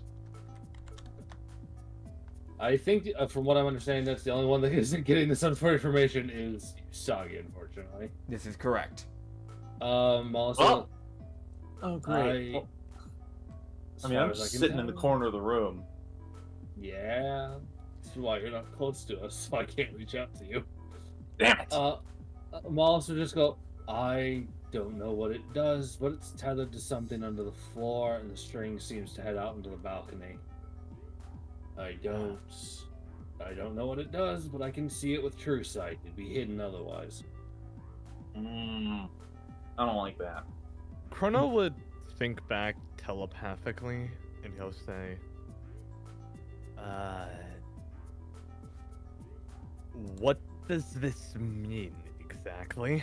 I'm not a magic user. I'm just a man with a pact, so can't really tell ya. I just know it's tethered to something, and the tethers seem to lead outside, and it's tethered to a lot of things. I've been wondering for a while if there was more to this party than we imagine. That's probably proof, if anything. So just be on your lookout. Mollus he's like, "Fuck it, I'm gonna go check outside." And Chrono would. Oh, I was gonna say. I was gonna say. What were you saying? I was just gonna say Chrono would probably make his way towards Usagi to let him know. Okay, cool. About a mystery string that we don't know what it does. Okay. Yep. I will mention though, as on cue, as what was mentioned by the Revolutionary Army. Bang. As you hear the cannons begin to fire, as probably the Navy have started firing them up in the front lines of the city. Well, As you can hear gunshots and cannons beginning to fire, not just from the front of the city, but from both sides that they're being flanked on. And you can hear the cannons from the ships near the shore area beginning to light up, as the Navy, the Revolutionary Army, and your ship are beginning to clash. And you would see a lot of the Navy soldiers in the building begin to scramble. So the only people that are still here, you would see some Navy begin to escort nobles out.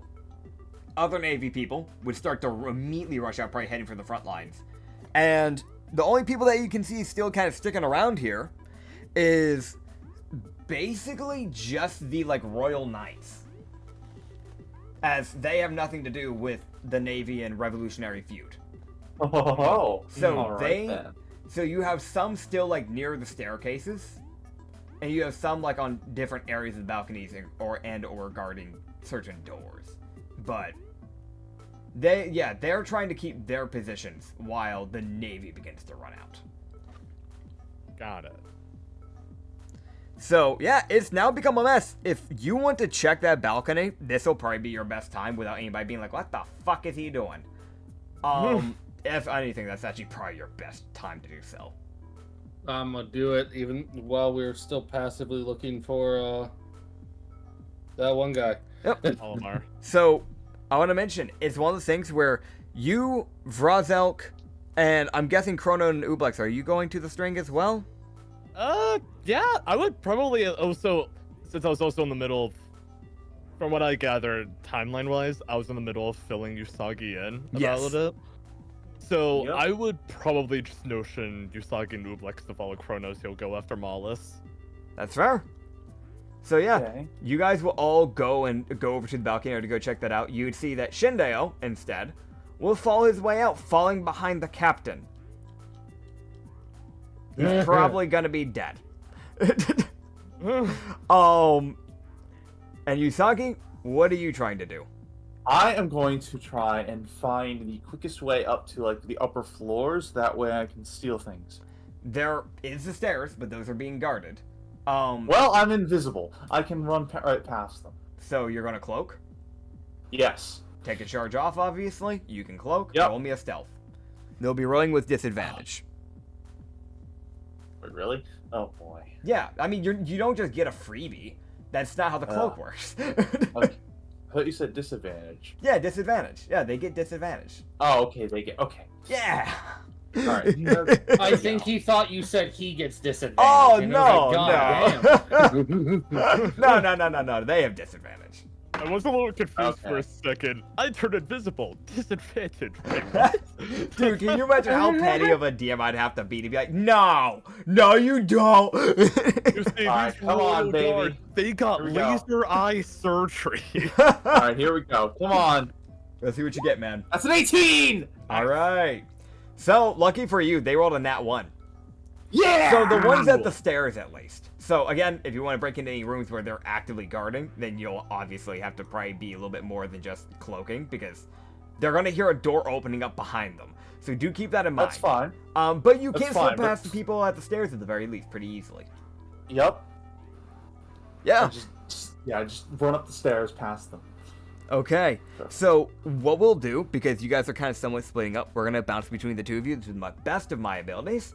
As that's what we do best here at the Rum and Harbor campaign, baby. Splitting the party, baby. Hell yeah, motherfucking Scooby-Doo up in here. So, Mollis Oh, and Co. I'm saying Mollis and Co. because you're like in the front.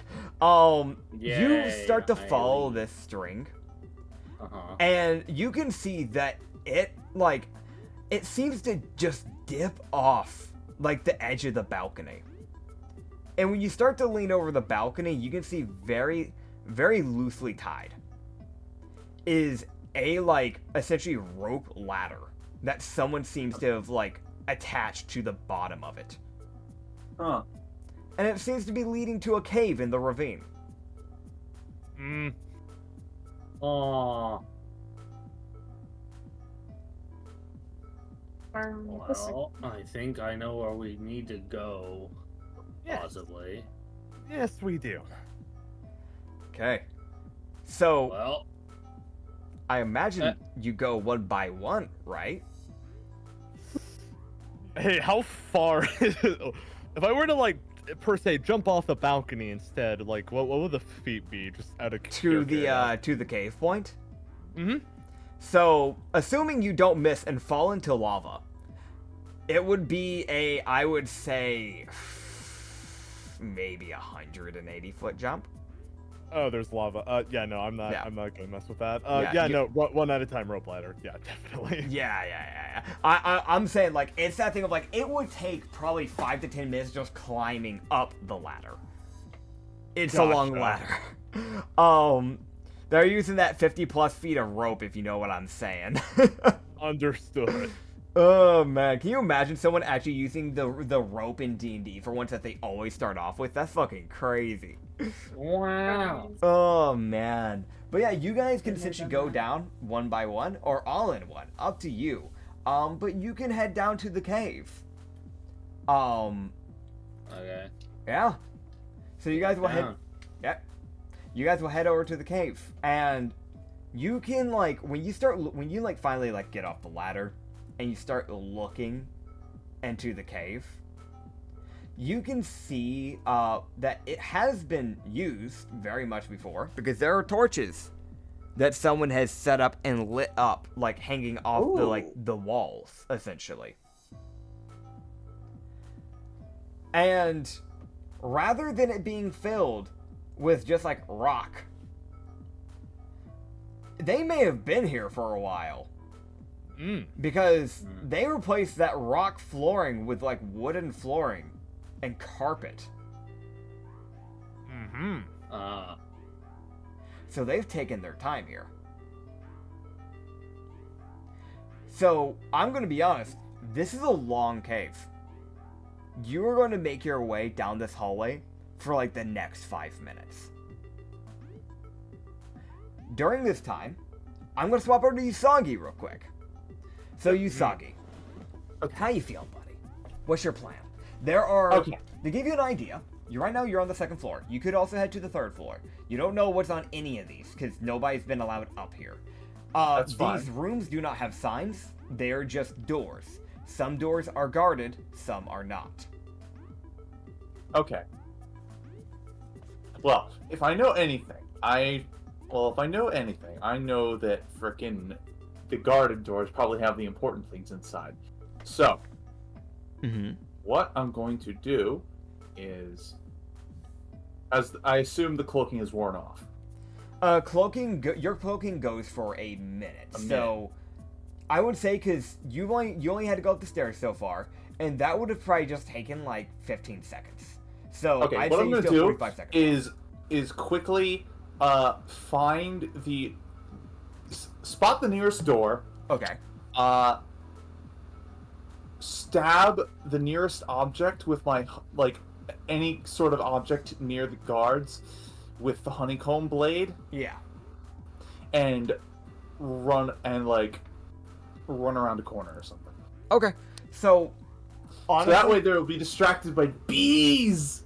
And then I can just waltz right in. That's fair. So, I will say this.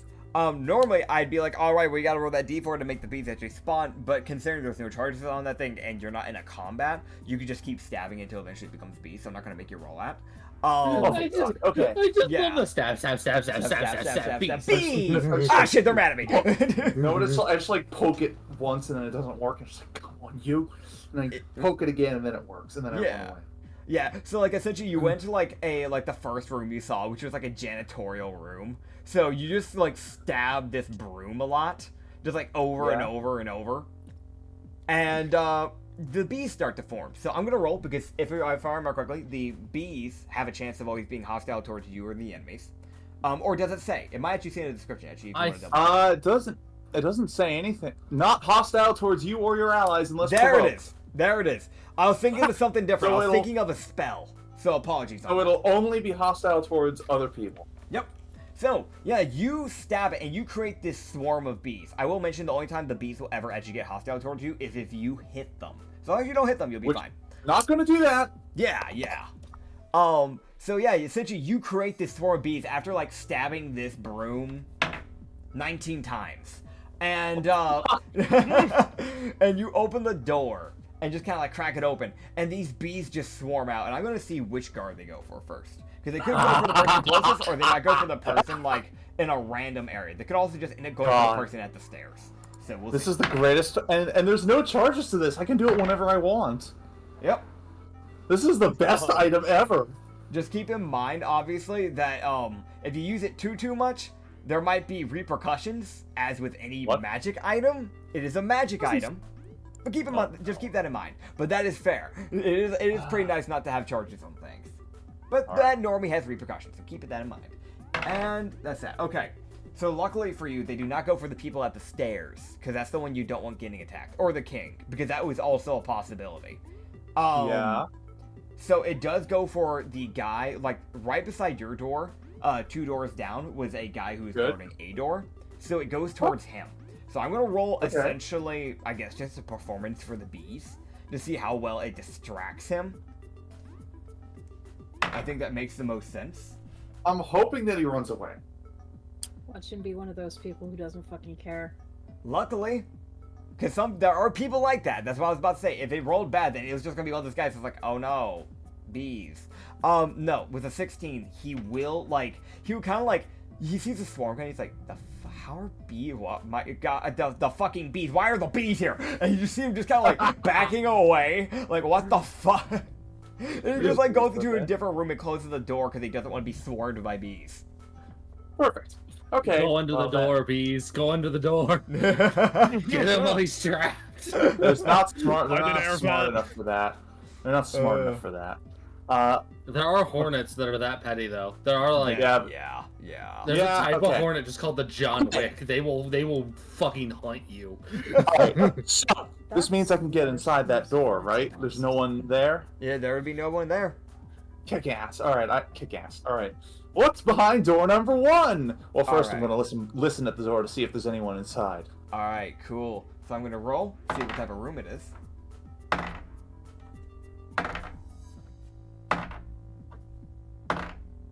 Fucking ominous dice rolling. My God.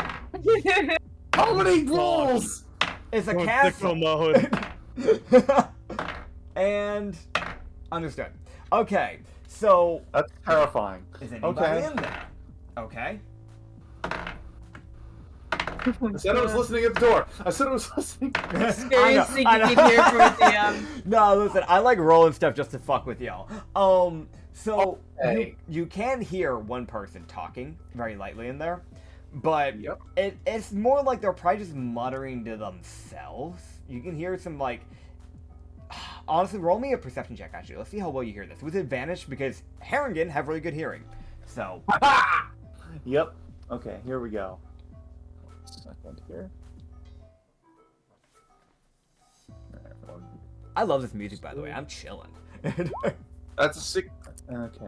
16. That's 16. All right. So with that 16, you'll be able to make out parts and pieces, but it sounds like they're talking about medical stuff. So you can. It sounds like they're kind of just like going through essentially like a list of medical supplies. You can hear them kind of just going like bandage check, like God, how just boring. like going down like the pill list, like nitroglycerin pills check. All right, like, so shit like clearly that. I'm not getting anything out of this guy. All right. Yeah, this might be an infirmary. All right. Nope, not dealing with this. All right. All right. Okay. So, what other rooms are around here that guards? Do they? There are 3 of the rooms that are guarded on the 2nd floor. Well, how many other rooms aren't guarded on the 2nd floor? There are 7. One of them has that guard in the room and you know which one that one Okay, is. so 'Cause not- that bee swarm is not leaving that door. All right. So I'm not going to go in that room. Obviously, I will. Well, You could open let's the start. door. Let's start ransacking all the other ones that aren't guarded. Thanks. All right. We got 6 more rooms to go through, baby. Let's loot this place. Fuck Yep. yeah. Hell yeah. All right. It's so easy. There's So- nobody here who could possibly bother me except for the guards. But as long as I don't get too close to them, it should be fine. That's true. That's true. So, do you make your way, I'm guessing, into the next room, correct? Correct. Okay. So, when you go into the next room to your right of you, you I'm see... gonna listen at the door for. Okay, so you listen. So, roll me another perception check. Let's just. I'm just gonna say, so I don't have to specify every time. I am always going to be listening at the door Understood. because I don't want to be stupid. Yep. All right. So you That's listen an to 11 the for door. perception. Oh, that's not good. Okay. Ooh. Okay, so you're 11. Yeah. You can hear something, but it's pretty light. It's pretty quiet. So you're not too sure what's going on in that room. Can I like look under the door or something? Or is there a keyhole? There would be a keyhole, yes. Can I look through the keyhole? Yes, you can. So Yes! when you look in, I'm gonna roll to see if anything's in the way of the keyhole, because that actually would matter. Damn it. Okay. Luckily for you, no. So, Yes. nothing's in the way of the keyhole. You can see that this is the kitchen area. Oh. So yeah, that's probably why you heard stuff, because it's a bit of a distance. So it's that thing of like that little area is probably like a little dining room where the king can go and like dine, and then like further up is where the actual kitchen's inside that room. All right. So you can hear So some like nothing. the chef kind of just like talking. That's probably what you heard. All right, so not going in there. What's Yeah. behind door number 3? Door number 3. Listening. Let me roll that perception roll. Go and roll. See what You happens. fucker! Why am I getting bad rolls now? That's an 8. An 8. All right. You hear nothing. I'm looking through that goddamn keyhole. All right. You look through the keyhole. I'll roll to see if anything's in the way. This is what rogue maxing is. We check everything. Hell yeah. So you can't seem to see through this one for some reason.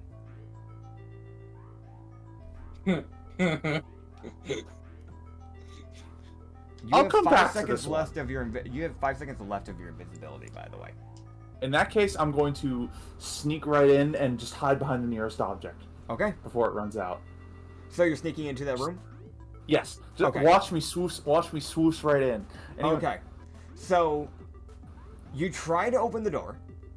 It's locked. It's locked. Damn it! Can't I pick it? You could try. Do you wish to? I'm going to do just that. All right. What you is have that? Thievery? 3 seconds. Or- Okay. Shit. Okay. What do I roll for this? It's gonna be a sleight of hand, and then you'll also need to roll me a dex save.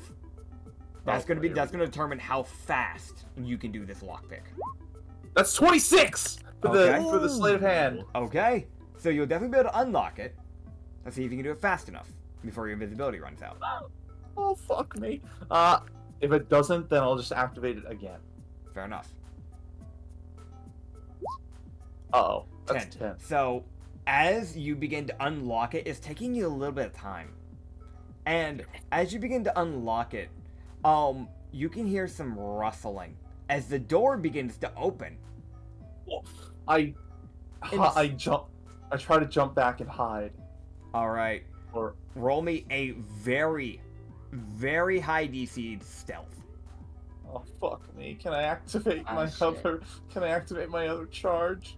I will say this: you can activate it, but because they would have seen at least that very quick glimmer of you, they would at least know that someone is here. So Crap.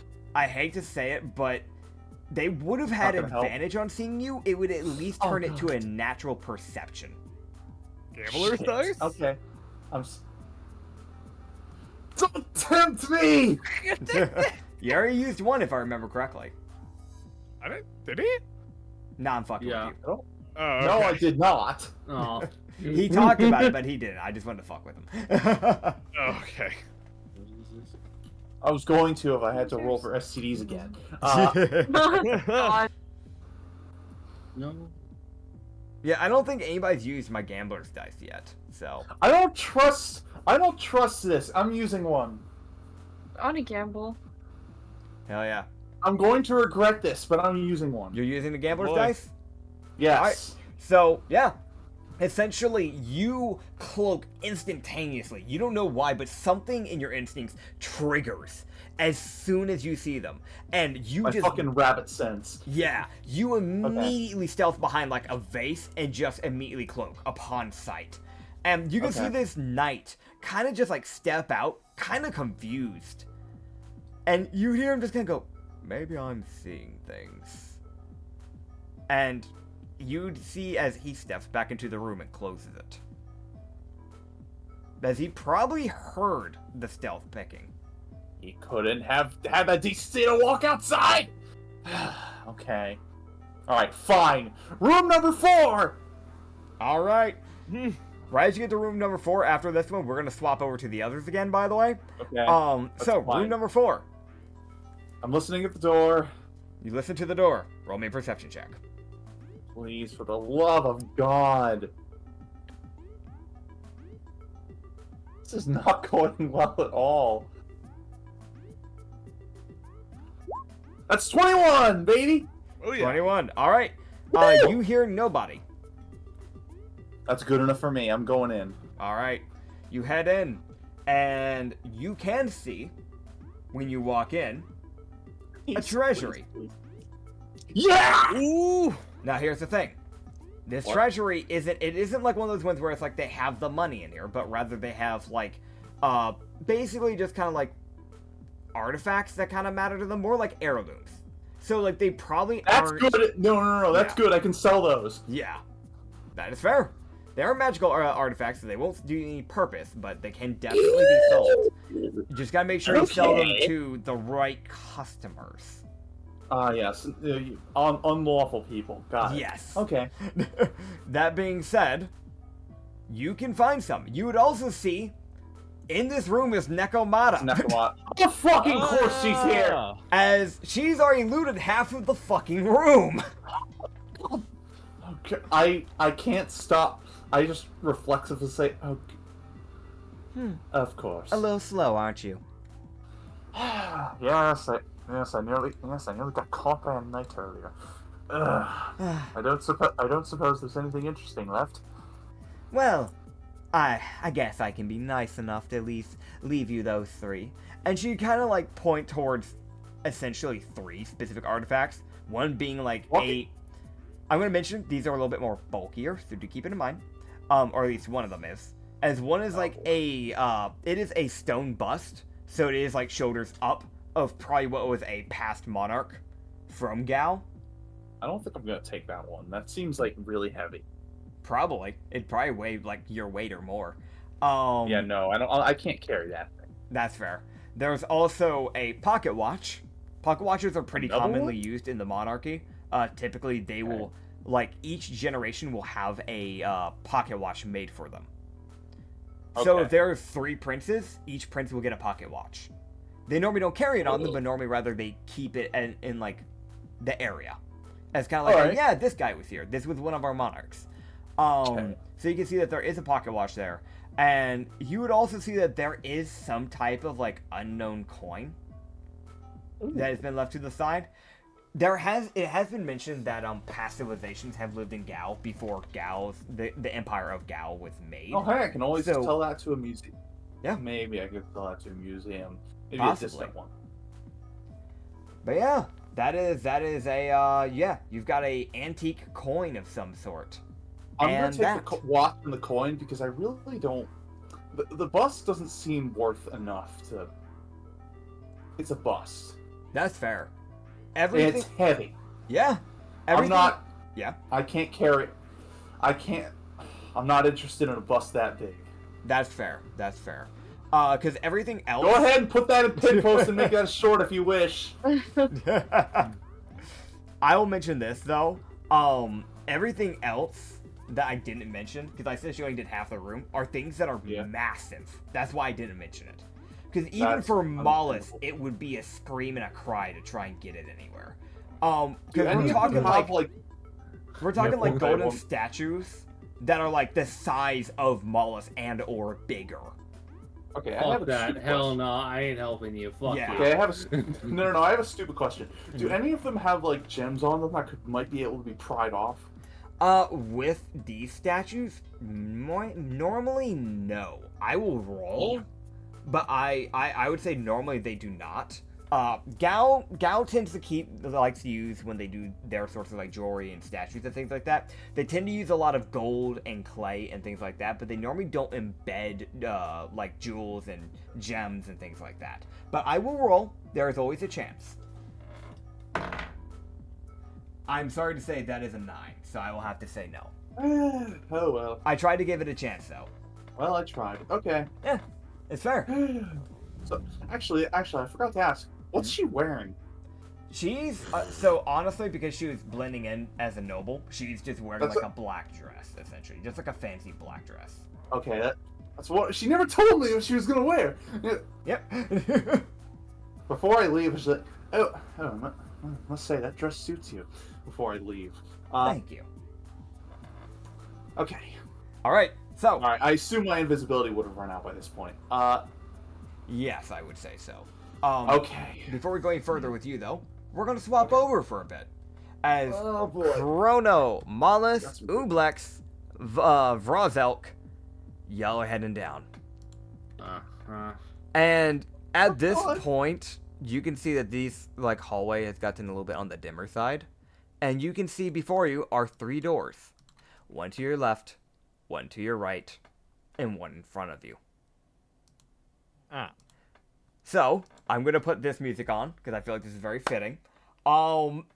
Which ones are you heading in? Okay, let me get this out of the way first. Can I make a check to look for footprints to see maybe like what door had the most footprints coming out of? It's a little weird to try and do that, because it's carpet wood floor. and wooden floor. High DC, probably. Let me see. There would be sand getting tracked by people's footprints because you're in a desert. So I will allow this. Normally I'd say no because that wouldn't make sense. But because there is sand and footprints and things like that, I will try to allow this. I will say it's going to be a pretty high survival check. Okay. So just keep that in Gotcha. mind. I will say for Mullis, because you actually have the eyesight, I would say by now, Ublex, you'd probably be able to pick up on this just naturally with your Arcana because you've been following the string long enough. You guys would know that Okay. that string goes directly down the middle door. Sid. I'll point in the I'm middle gonna door. reach out. Gang, the middle door. Okay. What'd you Gotcha. get, by the way, Ublex? Or not Ublex, Chrono.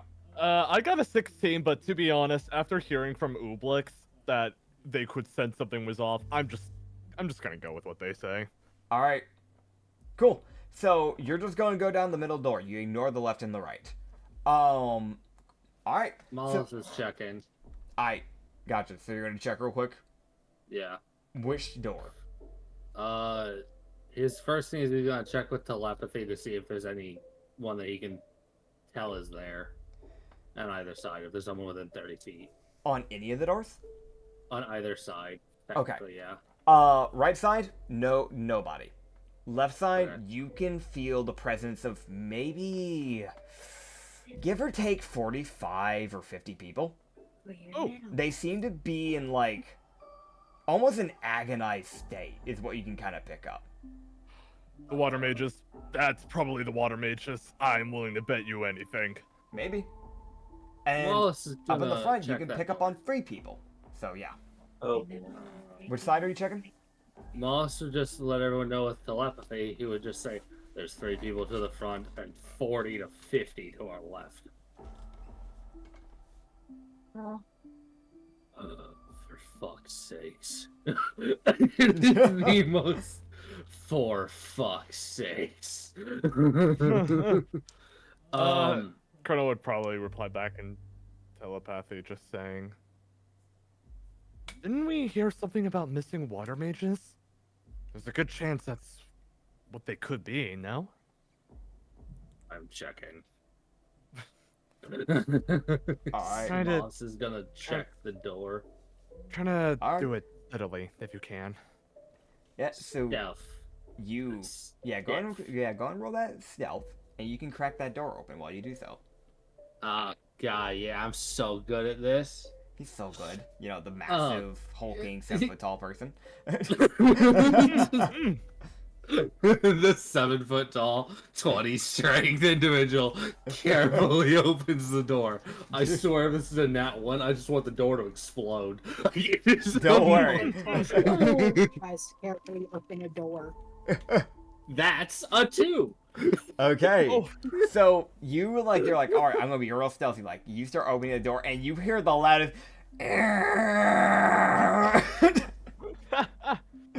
The Boss just- loudest squeak you can imagine. God. Well, fuck it. It's just almost like, oh, well, there you go. And it all just looks at me and goes, "This is why I don't stealth."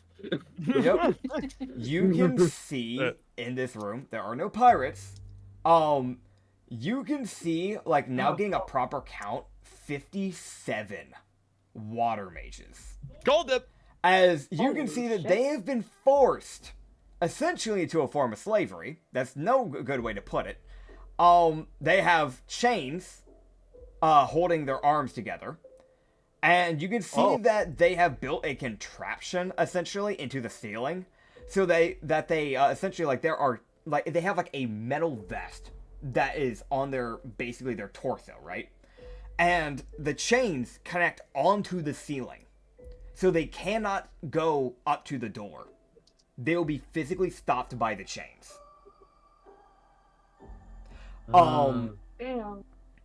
The next thing you will notice is that they have been probably forced to work a underground plantation.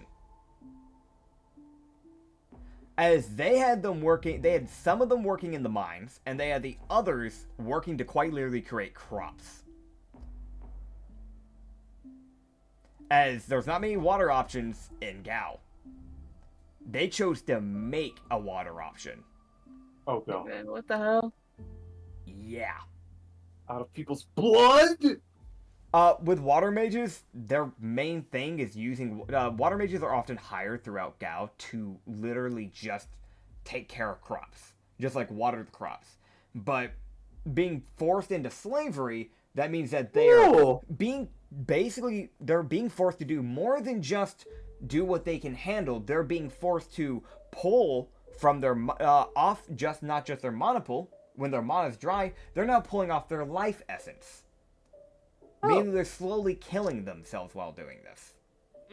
You can also see that they probably haven't been treated well because they are pretty beaten. Oh my. And yeah, definitely malnourished. Okay. Oh. Good. Oh boy, this should be good. Alright.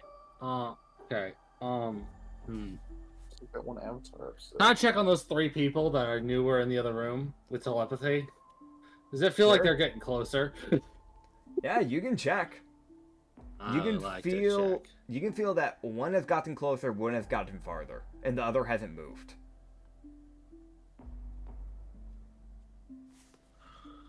Okay, we've got one coming to check. Do we want to help these people first or deal with those 3?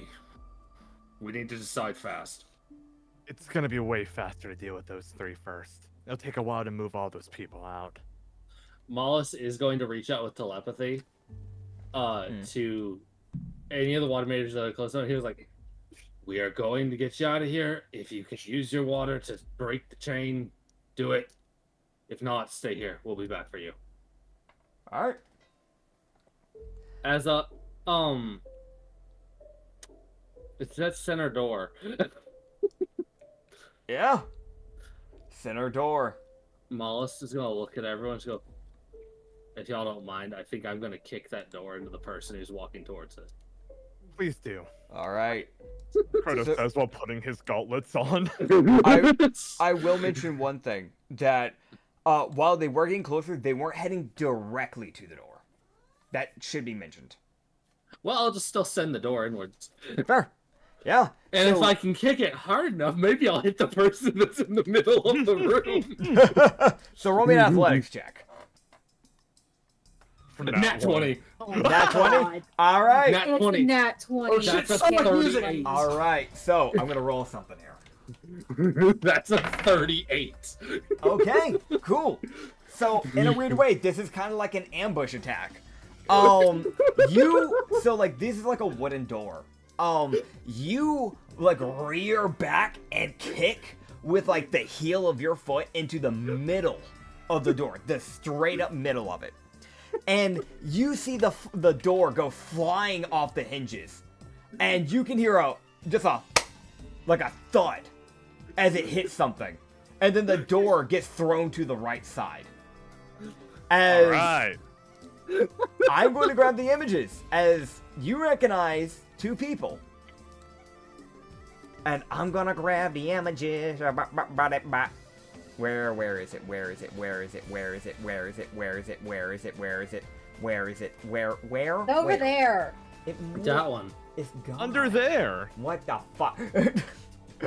It's under that file. Thank you. Thank you so much. You know, you guys really helping me out here. I appreciate Put it you. on your desktop. It's somewhere in there. On your desktop homepage. True.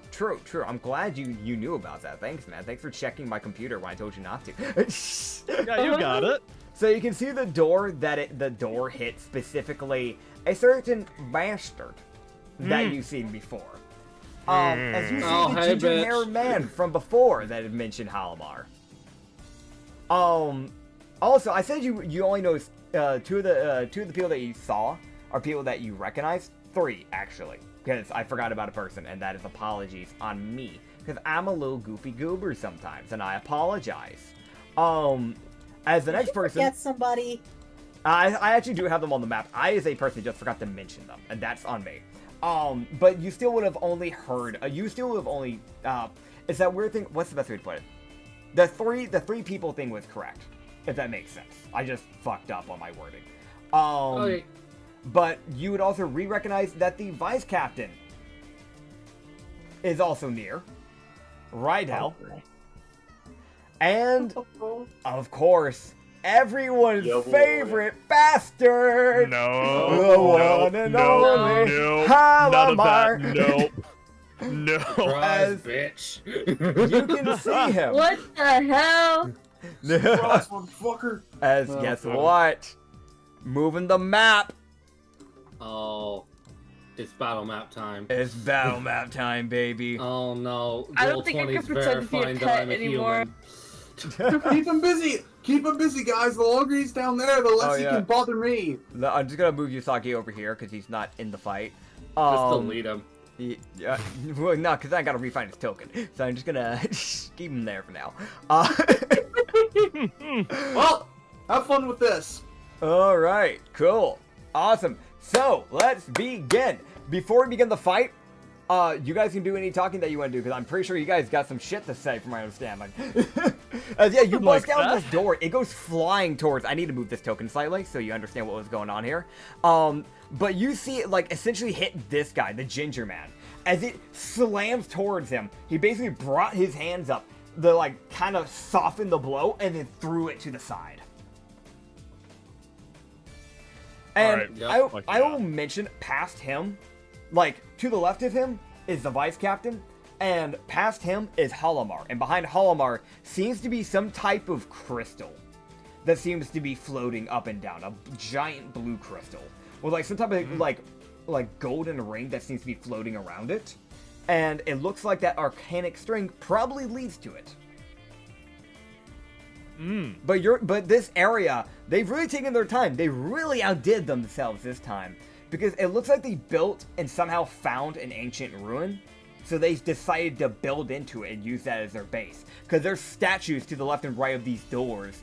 And there's a staircase created, which is not their like wooden hand craftsmanship. It's made of sandstone. And you can see where they took the liberty to try and spruce it up to make it look nice for themselves. Because they had some of the water mages put water in random areas for like little water ponds for themselves. So, I love Gotcha. how the fact that Ublex decided to become part of the projectile and be in front of Mollis. yeah, my bad. I gotta move his token real quick. This is more of what the setup would be like. But yeah, alright. So you see him just go, well, that's not very nice. Not really a good way to greet someone, huh, fish boy? As Bad screen you deserve. Chrono just kind of comes out, he'll take off his hood and he'll just say, Alamar! Welcome! Ready for round 2, asshole? This isn't gonna end like the last time we fought. We'll see about that. Just understand, I won't go light on you this time. That's funny. I could say the same thing, actually. Let's begin then. And you will begin as he swaps the two of him and his vice captain.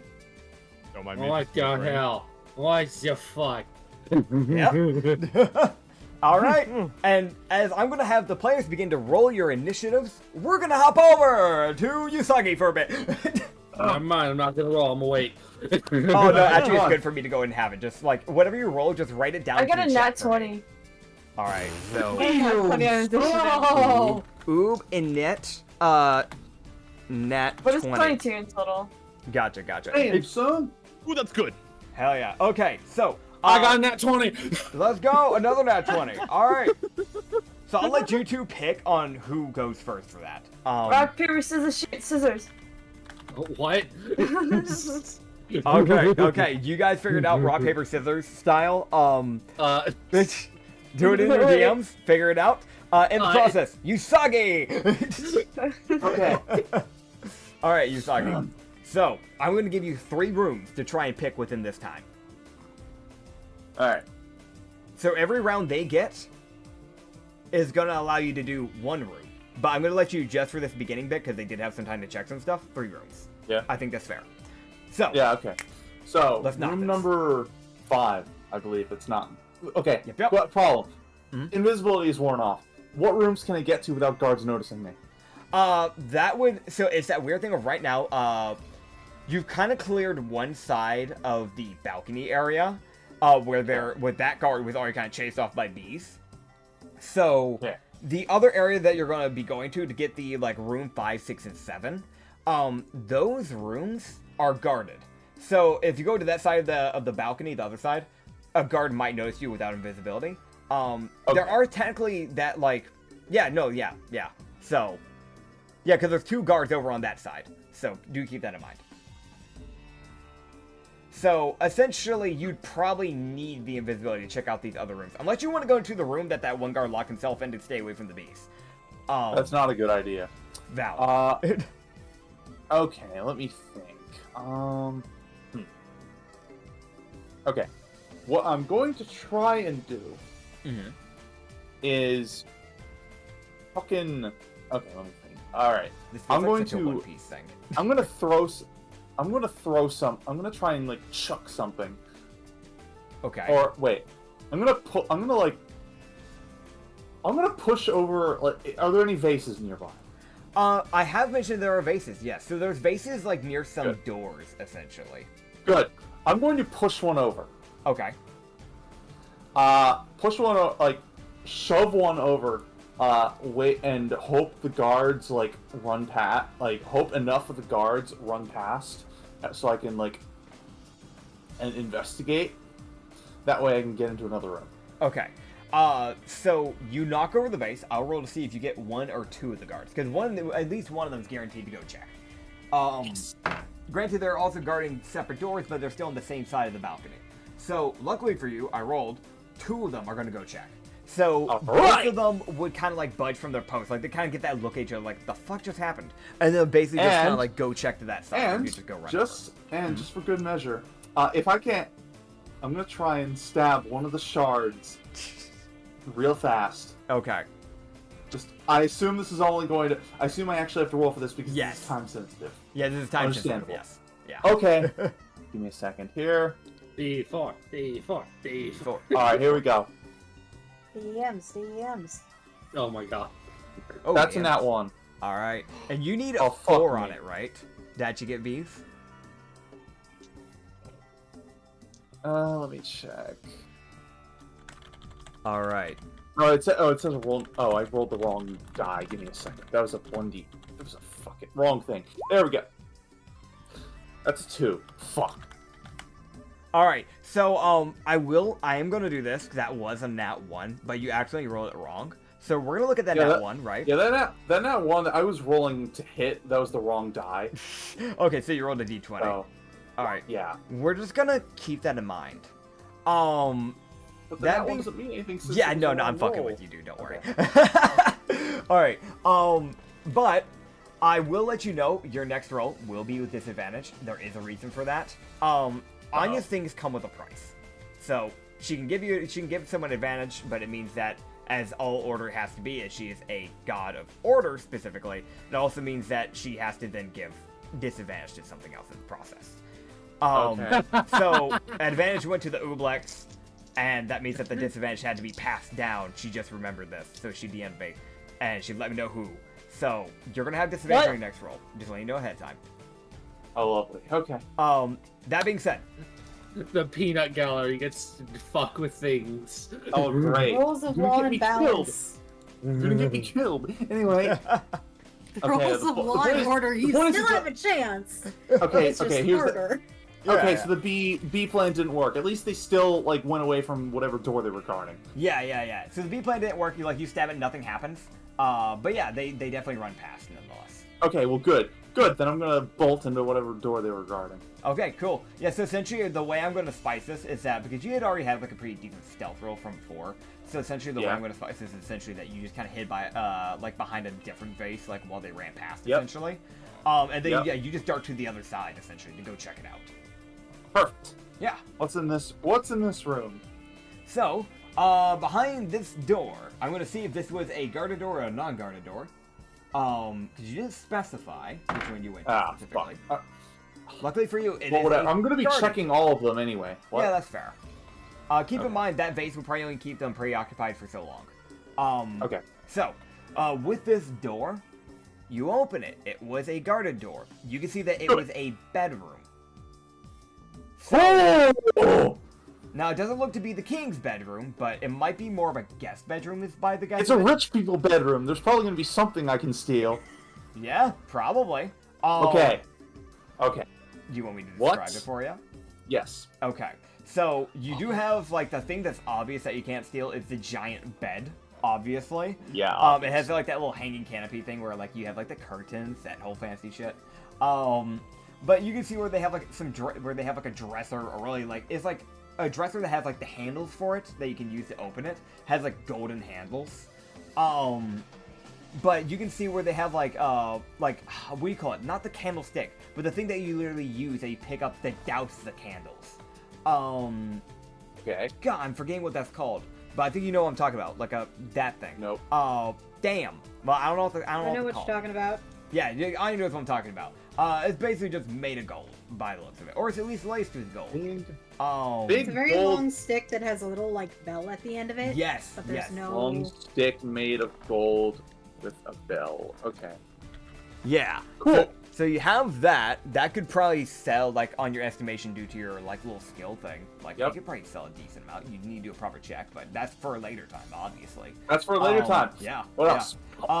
You would see that there are soaps, and I know that's like, but it's just soap.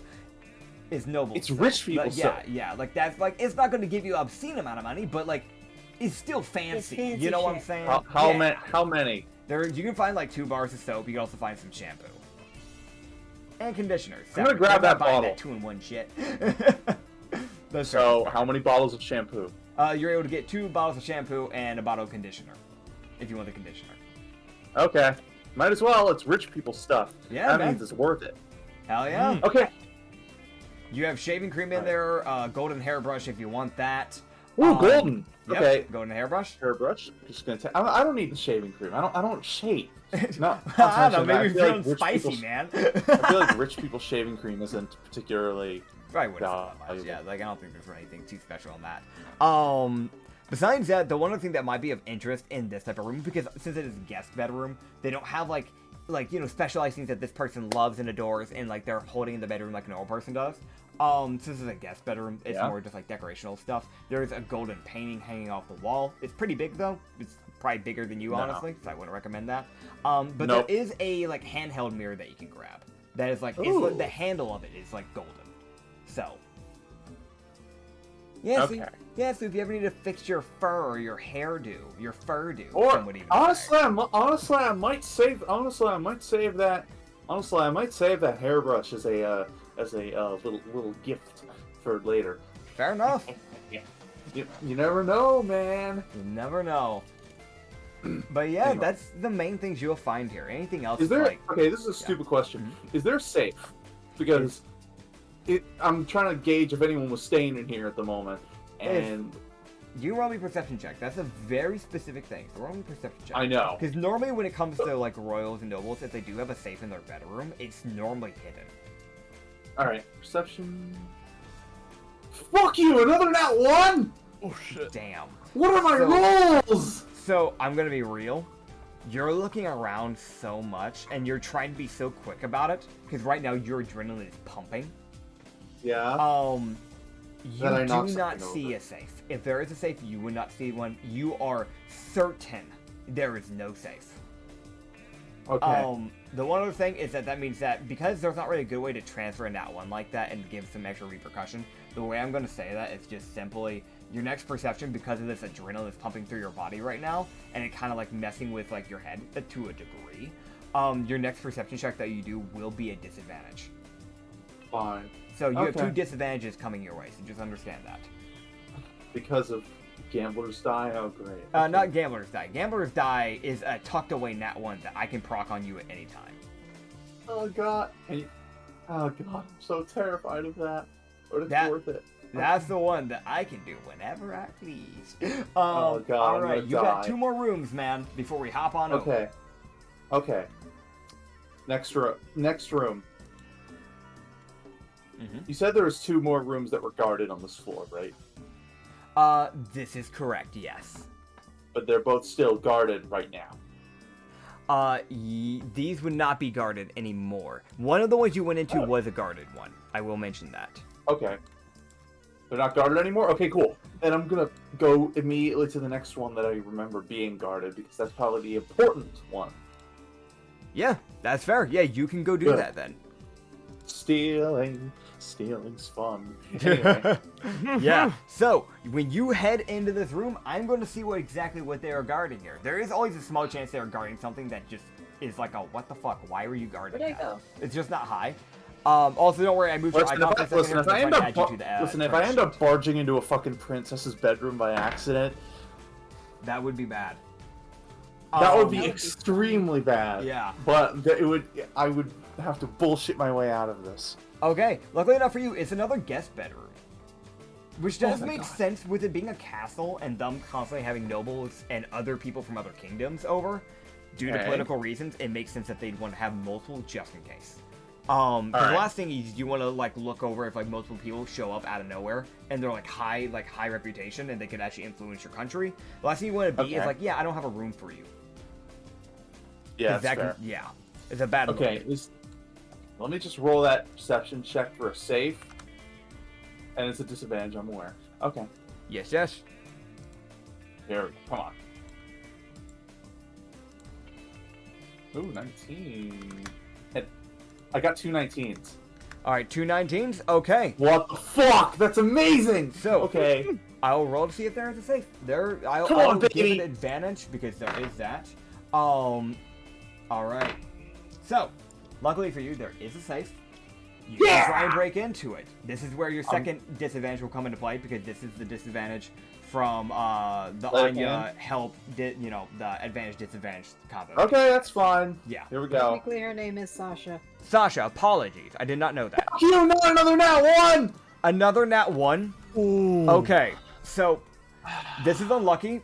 So here's what's going to happen. Your lockpicking tool that you're using as you try to open this safe breaks. Well, there goes the Steve's tools. So you can remove your thieves tool from your inventory. You do not have a way to properly break into places now. Oh, god damn it! No! Oh! I hate to do that to you, but that's really the only thing I can do to that. Oh. Alright. Okay. Yeah, I hate to do that to you, man. I'm so sorry, because I know that's like the main thing you've been hyped for. Damn it! Whatever, I'm sure I can... whatever. There's other ways to get into places, like... You ever heard of a brick? That's also a key. Brute force? Yeah, there is. That is true. There is brute force. Granted, it's a safe, so keep in mind you probably need a decent amount of brute force, but it isn't. I do have a crowbar. You do have a crowbar. This is true. Not the crowbar. Okay, this is a stupid idea, but I'm gonna try and use a crowbar to pry the damn thing open. Okay, cool. So, you know what? Please I'll be one fucking with a allow plate it. glass. What you're gonna do? Roll me a athletics check. I have a +3 for that. You got this. You asshole! Not another nat 1! Are you kidding me? Another nat 1. Okay, so I'm gonna roll. What the hell? Okay, and that's that. What are these rolls? Okay, unlucky. Hey, So, wait a minute. I have inspiration. Can't I use that for this? Or... I will say this. While yes, I normally allow people to use inspiration. The one thing about this is nat 1's still a nat 1. So that They can't override. change. Yeah, it wouldn't make a difference. I don't want you to win. God on something damn like it. that. Okay. Oh, come so- on, man. Dude, I'm so Ugh. sorry. That's so unlucky. So here's the thing. As you begin to bring this crowbar down onto it, and you start Yep. to like, kind of like put a lot of pressure onto it, instead, It breaks. you're like, all right, I need to get this open. It's not moving. I don't have the muscle. I'm gonna jump onto it. So you leverage it, Christ. and Oh, you no. put like the thing in between, because it's worked for you in the past. You've done it before in the past a few times. And it's worked for you. You've always had this crowbar. It's done wonders for you. You Yeah. jump down onto it, and you don't realize quite just how slippery that metal was, as the crowbar comes flying up and hits you in the face. Oh. As you're going to take a D8 plus 2 bludgeoning damage, because that is your strength. I thought Taking advantage of it worse. was. Yeah. At least I didn't hit myself in the balls. I'm going to be honest. if That's you what had I a was strength- expecting. That's what I was Yeah. expecting. Yeah, well, I'm going to be real. I rolled a D20, and it was like, if it got a nat 5 or lower, it was going to be in the balls. Oh, that's God. You crit. got a 6. You were lucky. Oh, Christ God. So you take 6 Okay. bludgeoning damage. 6 bludgeoning Yep. damage. Okay. Yep. Alright, well. Okay, I'm gonna. This safe is a lost cause. Is the crowbar still functional? The crowbar is still functionable. If it was someone like that had way more strength like Moss or Chrono and did that, they would have snapped the crowbar. Okay, I quit. What else is there in this? What else is there in this? I'm just gonna grab whatever stupid shit is in this Okay. room and leave. Similar to It's the not other worth one, it. there is the golden mirror. Okay, you can another grab. one? Okay. Yeah, like the little golden handheld mirror. There is Okay. the 2 bottles of shampoo, the bottle of conditioner.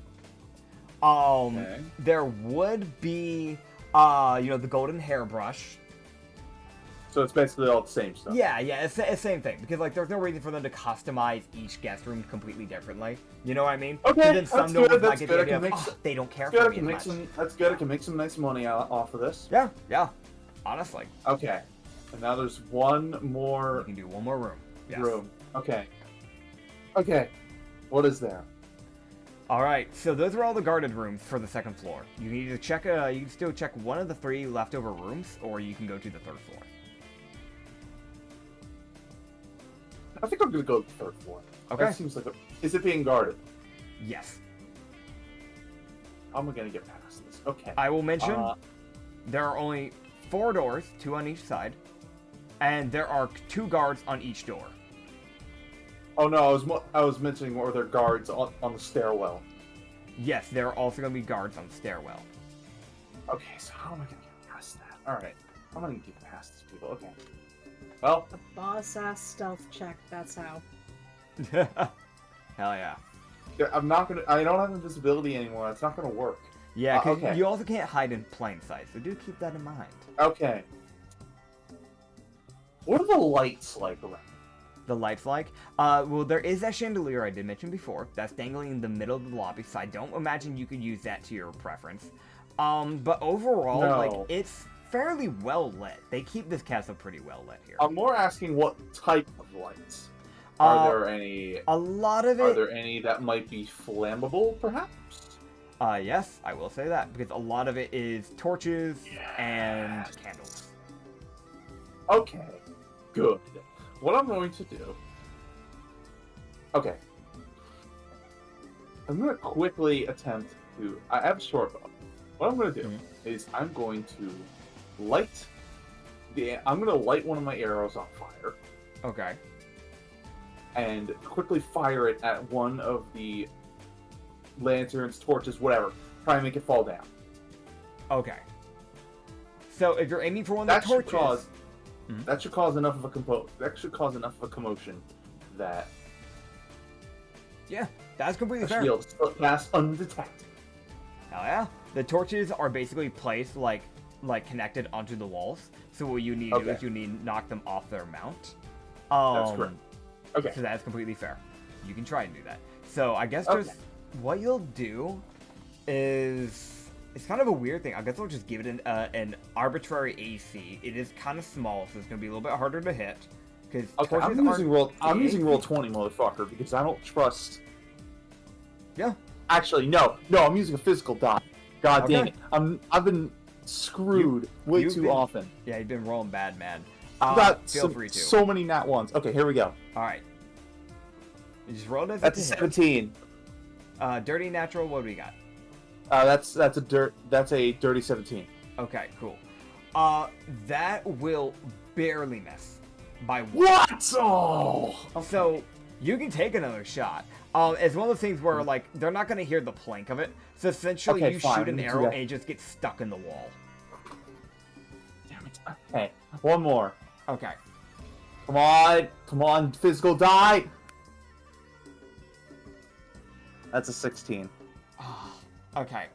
So Really? I will do this for you though. You are shooting like relatively close to the torch. There is a shot you shoot through the flames, and you Oh. could set it on fire and have a flaming like arrow. That's Okay. as much of a concern as knocking a torch off, if I'm Yeah. gonna be honest, because that's the king is here. That would be a like threat essentially. Yeah. Okay. So I Oh will roll. god. It does go through the fire. Burn the building down.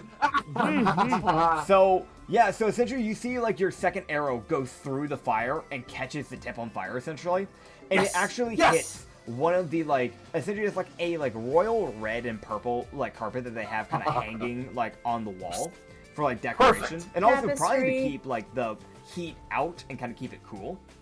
Okay. Yeah, tapestry, thank you. And it would hit that and ignite it as the guards from the stairs start to rush over to go handle it.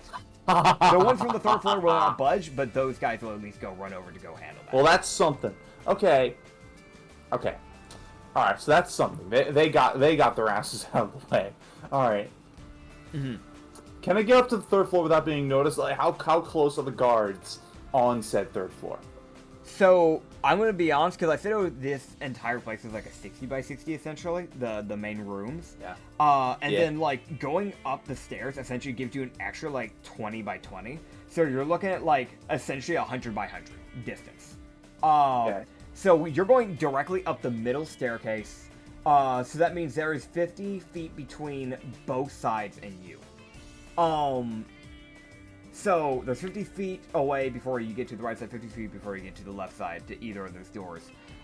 So I'd say they are attentive, but I don't know. Like, honestly, people's eyesight wouldn't be that good, and you're a bit of a smaller person. If you're a bigger person, I'd say they'd probably be able to notice you. Okay. I will have you re-rolling me a stealth. I do think this makes sense. Oh fuck me. All right. Here we go. Oh As that god. study has how well you keep yourself from being seen as you go up these stairs. I think that is Okay, only here we go. Yes, that is only fair. Hey, that's a dirty 20. Okay. Yeah. All right. I'll roll their perceptions. For now, you aren't being seen. Good. Okay.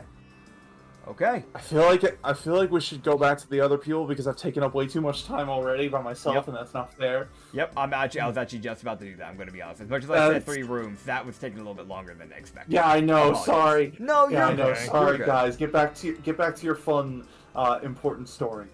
All okay. right. Fun. Fine. Well, it's probably not going to be fun in the next few minutes, but Oh it'll be man. fun for me. Wallace gets to go first. Yeah, I'm gonna write up real quick the ad turns, but you do good to go first. So did you and Issa decide? Yeah, I go first. Okay, Yeah. cool. Okay, gotcha. I'm adding everybody's things in. Hey, by the way, Chrono, what is your initiative bonus, by the way? I need to know this because you and the Barbarian tied. 8. Okay, gotcha. So you are 1 above his. Fuck you, barbarian, you dumb bitch. And then, funny enough, Music stopped. yeah, as... Go ahead and start your turn. As the Halimar fight begins. Wait, Oh god, it's this music.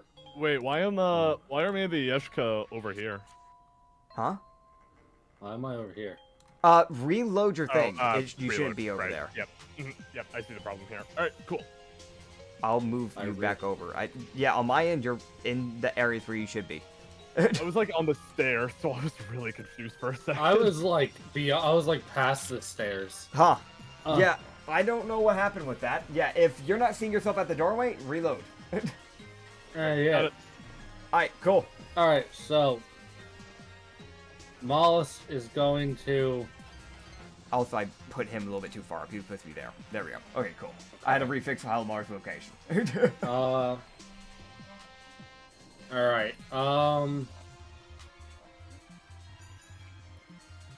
well, oh boy, Wallace is going to pull out his, golden calcifer, as he is going to, okay, can I...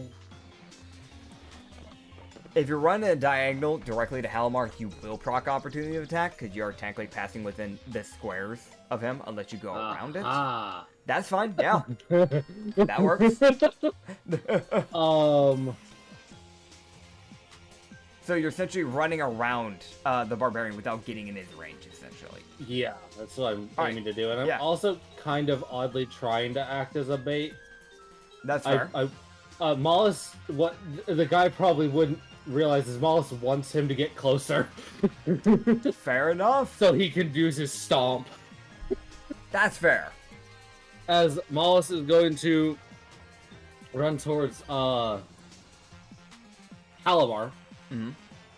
As he's got a promise he needs to keep. That's at least what Mollis is thinking. That's valid. Yeah, as Mollis is going to take a swing with the golden calcifer. Alright. Yeah, whoa. And I got that at 20, so it's my first attack with advantage. I want to double check. Yes. But nat Okay. 20 on initiative, your first attack is with advantage. Alright, so with the calcifer, that is a nat 19 plus 9. So that would be a 28. 28 to hit. That will hit. Yes. Yay! I was about to be very concerned if that missed. As Miles essentially is going to attempt to essentially like cleave across the front of him with the golden calcifer. That is fair. As Mollis is then going to, with his bonus action, he is going to let out let out a mental shriek into both the barbarian and Halamar's mind. Alright, so they need to So roll he's wisdom got- saves, correct? Let me double check. It might be a con or it's a wisdom. I'm double checking. It's a con for this Con. one. Understood. Alright. And also let And me know how the- much damage Halamar takes. That is, fucking math. By the way, dirty 15 24 slashing. from the barbarian, and a dirty 23 from Halamar. They succeed. Gotcha. Also, what was the damage again? Sorry. 15 slashing to Halamar. Understood. Cool. Alright. And they would both take, and I'll just... Okay, they both take 3 psychic. I already have it. Understood. Aight. Cool. Alright. Is that your turn? Unfortunately. Alright, that means next up is Ublex.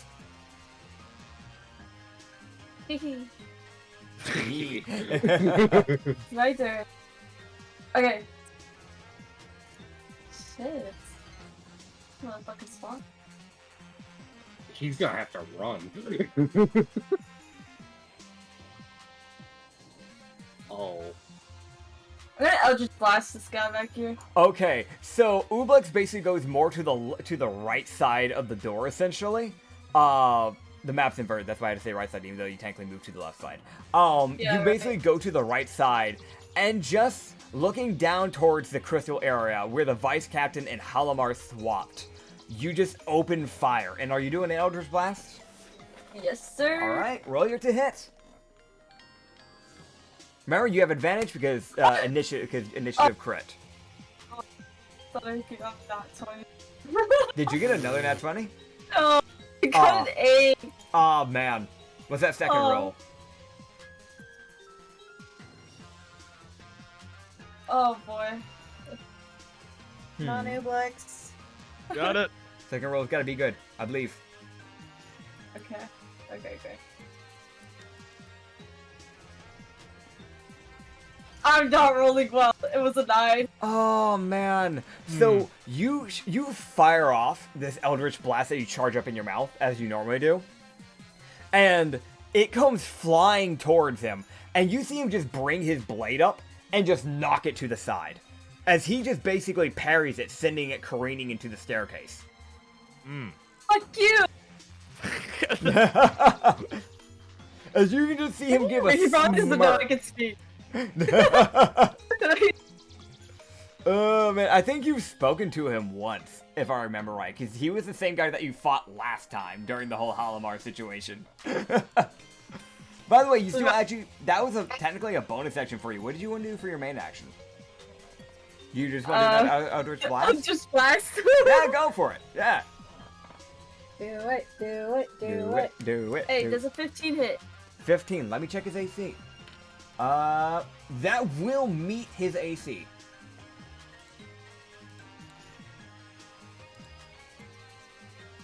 So, does it hit for Yes. the Eldritch Blast?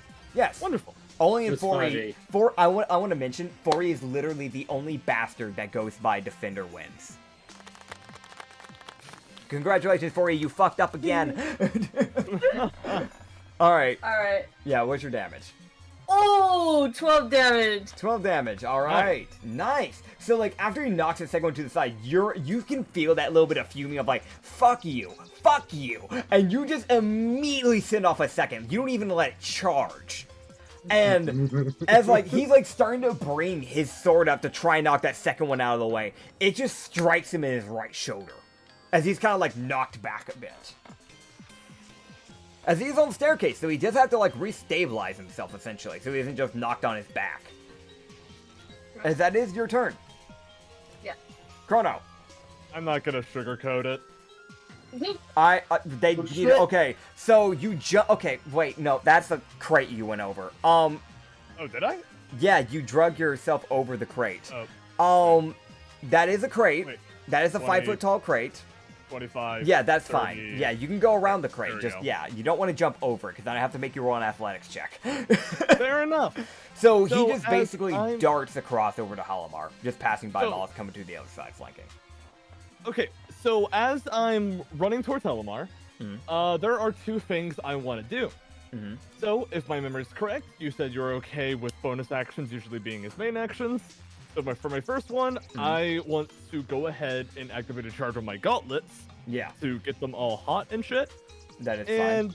And I want to go ahead and activate my special when go into my super drive states. Okay, I'm fine with All this. right, let me go ahead and adjust my sheet really quick. Yep, I can it know boost your myself stats, well if I remember enough. correctly? It's +4 to my dex stat. If I remember, we talked about this. Yeah, it should literally be written down. I shouldn't have to Yep. keep up with your stuff. Yeah, no, it's cool. Yeah. Okay, so as he activates those gauntlets, and he'll just kind of like quickly munch on the gear while running, and he'll just, and as he gets into position, he'll just say, "Forget being a good person. I'm taking my rage out on you fucks." And he is going to now use his other action to activate Time's Barrage, which is a guaranteed 2d12. Okay. Alright, so give me just 1 second. You just gotta land it to hit, correct? No, Time's Barrage is a guaranteed hit. Okay, gotcha. That's why I had to double check. Alright. And 24, and because I have the gauntlets on, and I remember you said that when I use Time's Barrage with the gauntlets activated, I can do an extra d4. So altogether, that's 29 damage to start this off Gotcha. with. I just want to double check just to make sure that everything's written down obviously correctly, because I know D&D Beyond gets a little funky. I thought last time there was a roll of some sorts that came with it, but I might just be misremembering, or maybe you rolled for no reason. Would you double check by clicking on it just to double check?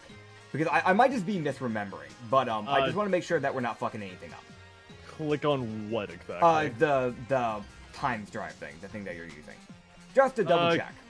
Give me a second. I remember Yes. there being a time limit, which was, I believe, just like 1 minute. Oh no, not the sorry, not the ability, the move you're using to hit him. Oh, Time's Barrage. Yes, gotcha. times barrage. Sorry, there's too many time things, so I'm trying to keep up with the names. No worries. Yeah. Okay, here, I'll probably be faster if I Yeah. just put in DC chats. That would probably be easier, yeah, because I can't access your sheet directly, despite being the Fair. DM, because I don't the own the actual wording- campaign link. That was the wording you gave me, and it told me it also uses my dexterity modifier. Alright, cool. VC check, just want to check. Okay. Cool. Did you ever set it up as a custom mechanic on the D&D sheet? I did, yeah. Okay, cool. Does it say it's such a hit or anything like that? I think it just did it automatically. I remember you That's- told me it was guaranteed. Okay, we'll roll with it. I will say, in the future, there might be a few enemies that you might still have to roll. I'll be quite honest, because there are things such as just strong armor. That is a foresight that I fucked up on, and I apologize as the DM if that is the case. Gotcha. This is not a guy who has that type of armor, but I'm just being honest here. Because if Okay. you hit a general with that, there's a good shot that you could still end up just not doing damage. Okay, gotcha. Yeah. Okay, Alright. so, with that aside, so as Chrono flanks around Halimar, he manages to stop time, and he lands probably the angliest? Angliest. No. Hell yeah. God, no. No, Anyway, embrace it. Angie. Embrace it. just the angriest barrage of punches he can just completely muster. Alright. Because he's after seeing the slaves in the earlier room, he just decides, you know what? Fuck it. I'm not gonna pretend to know who or question myself anymore. No, this bitch has got to go down now, and I gotta help out. Yeah, that's fair. And I will end my turn on that note because I All can't do anything else. Yeah, so you just send like a barrage of strikes essentially down his back because you are flanking him in the process. The other reason why I was asking about that to hit thing, by the way, was because flanking gives you a +2 on the first turn that you do the said flank. So Okay. if you had used it for that turn and saved it for the other one, then yeah, so you won't get that +2 now for your next attack gotcha. because the flanking only affects on that first turn. So just Gotcha. keeping that in mind for next time when you Okay. actually do a flank. So that way you actually get benefit out of it. It's not just being wasted. Gotcha. That being said, next up is the Barbarian. As the Barbarian, I'm going to roll to see if he gives a flying fuck about Ublex and Vrazelk, or if he's just going to immediately go for one of you guys. Alright, that's for Ublex. He's That's dealt a with my Vrazel. bullshit before. That's for Malus. And that's Chrono. Alright. Cool. He doesn't seem to care about Malus. He makes his way over to the Warlock. Ah, Well, As you would hear him just go, "Hit him where it hurts, that's what they always say."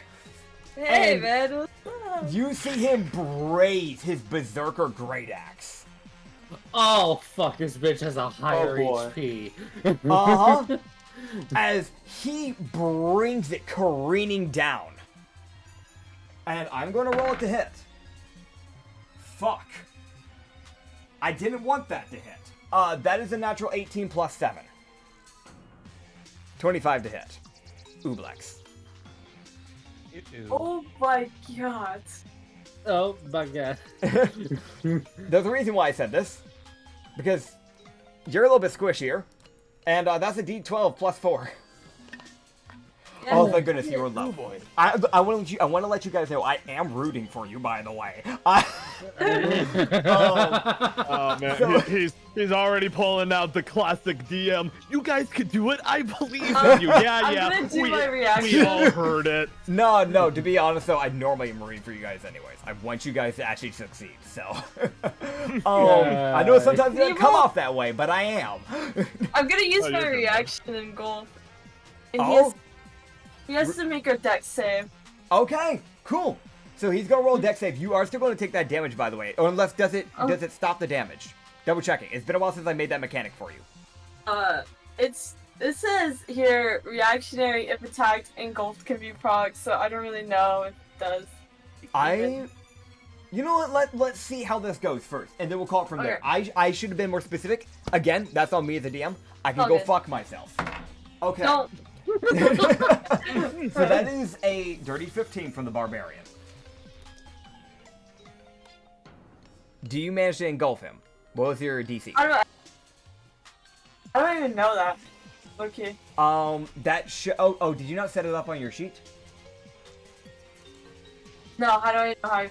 Gotcha. How do Okay, I- we'll help you set that up later. That should have been a DC 8 plus your proficiency modifier plus your, I'd say with you, just because you're a warlock and I want to actually be geared towards you, your charisma.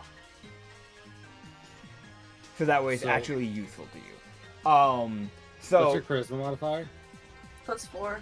+4. Okay, and you have a proficiency of +2 if I remember correctly, so that should be a +6. So Yeah. it should have been a DC 14. So you can write that down. He did get a 15. So he does beat that DC by 1. Does he still take any damage? Is it halved or anything? Does it say?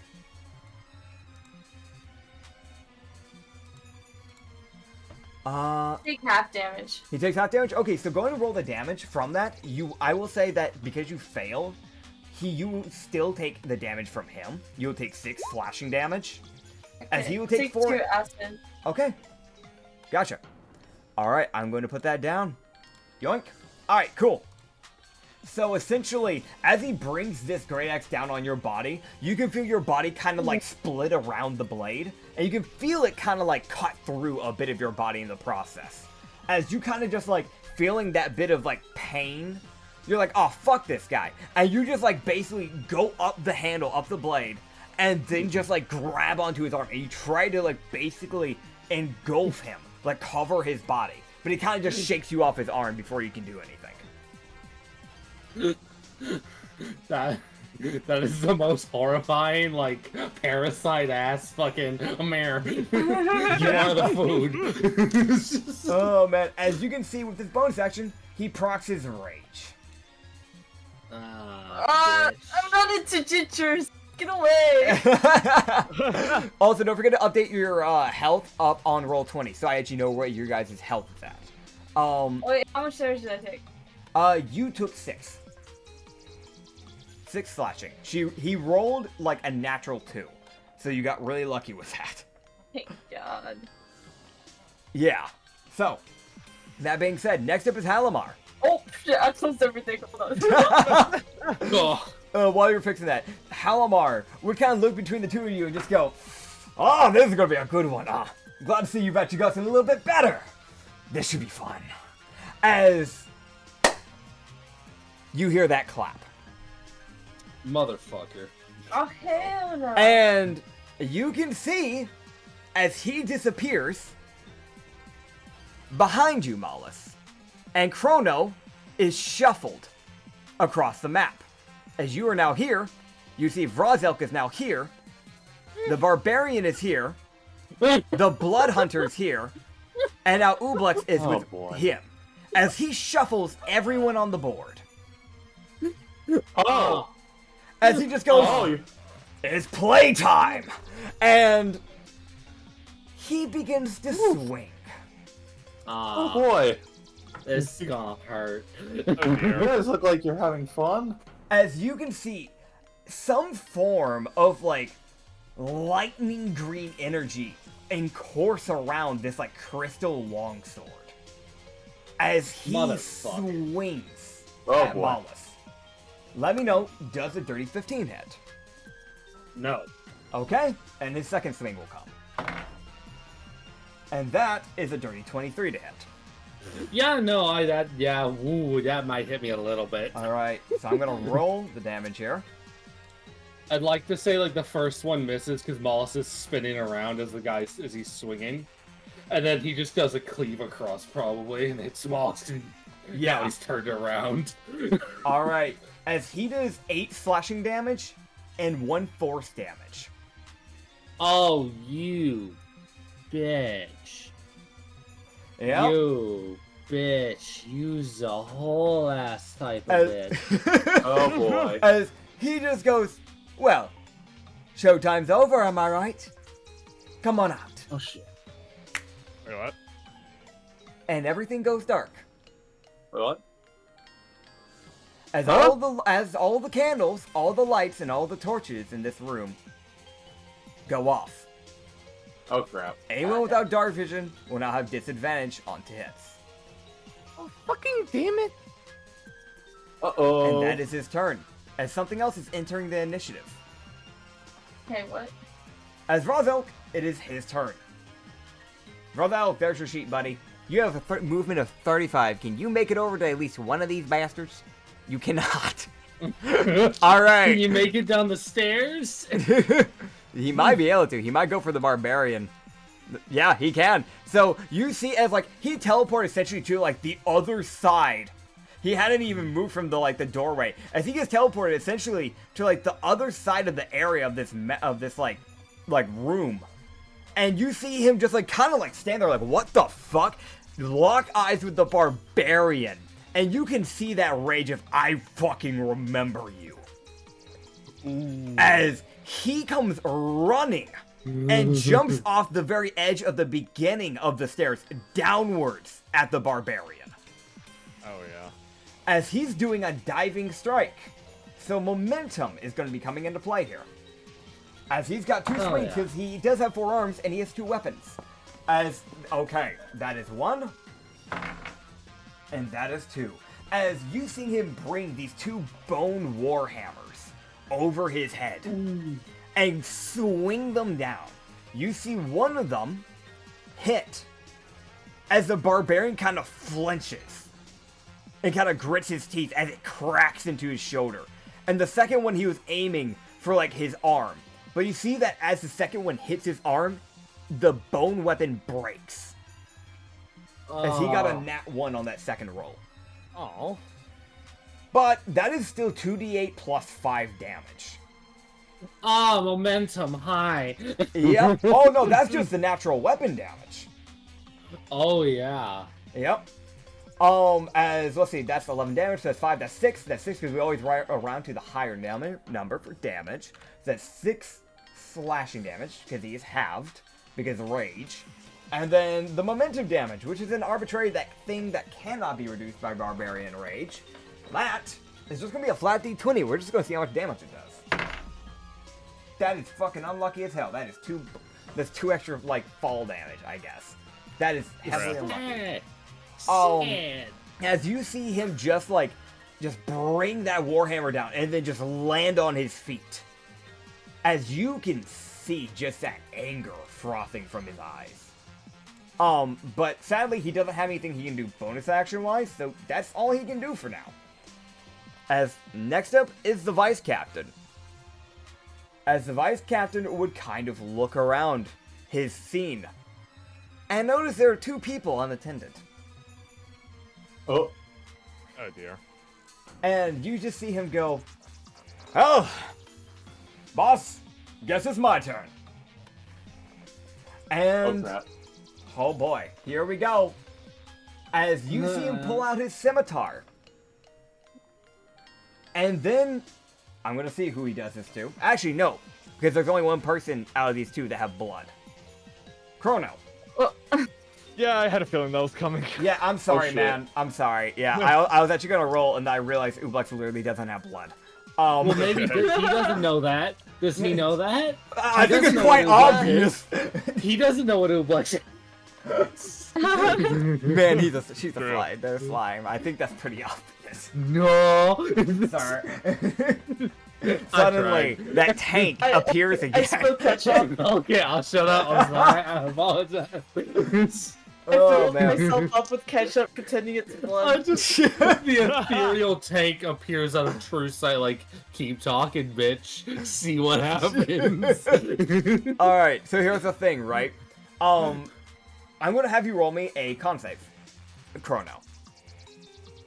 Okay, 1 minute. Okay, luckily I still got that con buff from last session.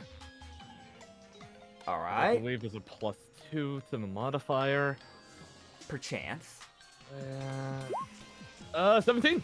Nice! So you feel as he began to slow your blood down. So you won't take damage. That is a good bit. You'll still get the side effect, but you will not take damage, which is a good bit. As you feel you are slowed, so your movement is now cut in half. Okay. So, what is your current movement speed right now? 40, so 20. It would be 20 now. Yeah. As your blood is slowed. And he would then make his way over, as he's going to take his swings. As he runs around the pond, and then just starts swinging for you. Whoa. As he comes, like, basically ducking underneath and just, like, he doesn't, unlike some people where, like, the swordsmanship, you kind of take, like, up a stance, his swings are almost wild. And not in a way of, like, oh, he doesn't know what he's doing, but more of, he's probably trained himself to be sporadic and unpredictable with his movements. As he ducks down and takes a slash at you, as that first to hit is going to be a 16 to hit. Does that hit? That's a miss. Okay. Thankfully, thanks to my Super Dre form, Monk's armor AC rely on dexterity. I get a buff to dexterity. My AC is 18, bitch. Okay. So just for fun, how I want to flavor this I should probably say how the strike's going first. Oh, gotcha. That will make a difference. Because he's swiping directly for your, like, thigh, essentially. Alright. So, now you can go. You need to know how that swipe works. Okay, fair enough. So how I want to kind of flavor this is it's like Kronos being threatened by like that whole green Dragon Ball Z style aura. It kind of looks like he just sort of glitched out of reality for a second as the swipe just kind of goes through him. Okay. And he's going to go for that second swing. And that is going to be a dirty 19. Alright, I can beat that. I'm using my reaction to use that time rewind. Alright, go for it. Okay, okay, I'll need, I'll need at least a 12 to tie, and that will be, I want to use quick reflexes to take 2 reactions this turn. Okay. So, by doing that, I will effectively use my other rewind parry, charge. Okay. Yep, I'm getting hit. Oh well. You're still getting hit? Gotcha. Alright, so you try to, like, you see this, like, swing coming, and you try to, like, basically rewind the time. And something you know is that every time you rewind, and you kind of, like, move a different way to get out of the way, he somehow always manages to follow it up with a swing that immediately catches you off guard. Nah. Again, that's where that bit of that sporadic swinging style kind of starts coming into play here. As, since he does have his Crimson right on you, he's going to be doing an extra d6 into his natural damage, onto you specifically. Oh. If he hits Ublex, he would only be doing the, like, normal scimitar damage, but because he has the Blood Ray activated and is focused on you, it'll do an extra d6. Luckily for you, he rolled minimum damage for the scimitar, so I just have to roll the d6 for the other bit. You got lucky. He did not roll well for his damage, so you only take 8.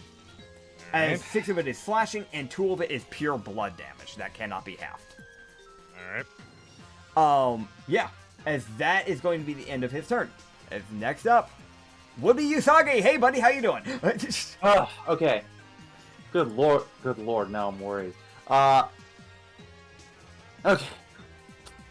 So, okay, so 3rd floor. Let's see, what am I gonna do to get these guards out of the way? I do have a lantern. And oil. Problem is, I can't use the same excuse twice. They're gonna know it. They're gonna know. Yeah. Okay. Let me think.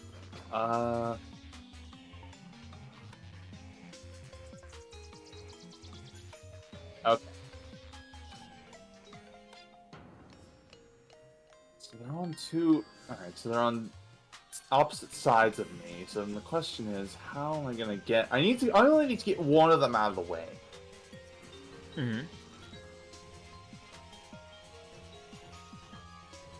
Alright. This is a profoundly stupid idea. What I'm going to do is... Well, I suppose there's always bees! Bees. Okay.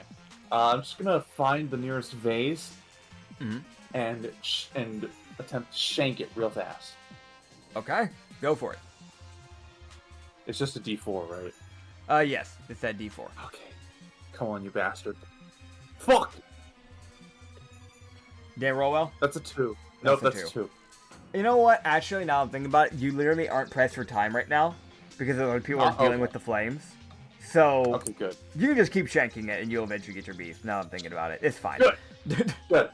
Okay, so I'm gonna assume that they get at least some of the guards out of the way. It would get the guards on. I'll see how many it gets.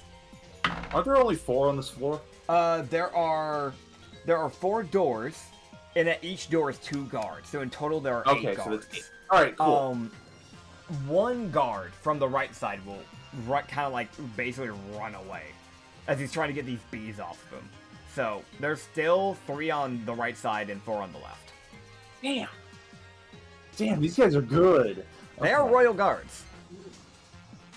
Okay, and I can't use bees. They're not even gonna question the fact there's bees. Not the guy who's running away. I mean, it's that weird thing of like the guy who's running away, definitely not. There is the sheer fact that something you should keep in mind. Those aren't permanent bees, those are conjured bees, so eventually those might divert back into their items. So that might start coming to a case on the ones that were turned on the 3rd floor. The other thing is the ones that are here that didn't budge, they probably are questioning it, but it's more of the thing of they aren't gonna move from their posts, probably. Okay. Damn it, I used the fucking... Damn it, I used both of my things already. Okay. What smart ideas can I come up with? You can break through a window.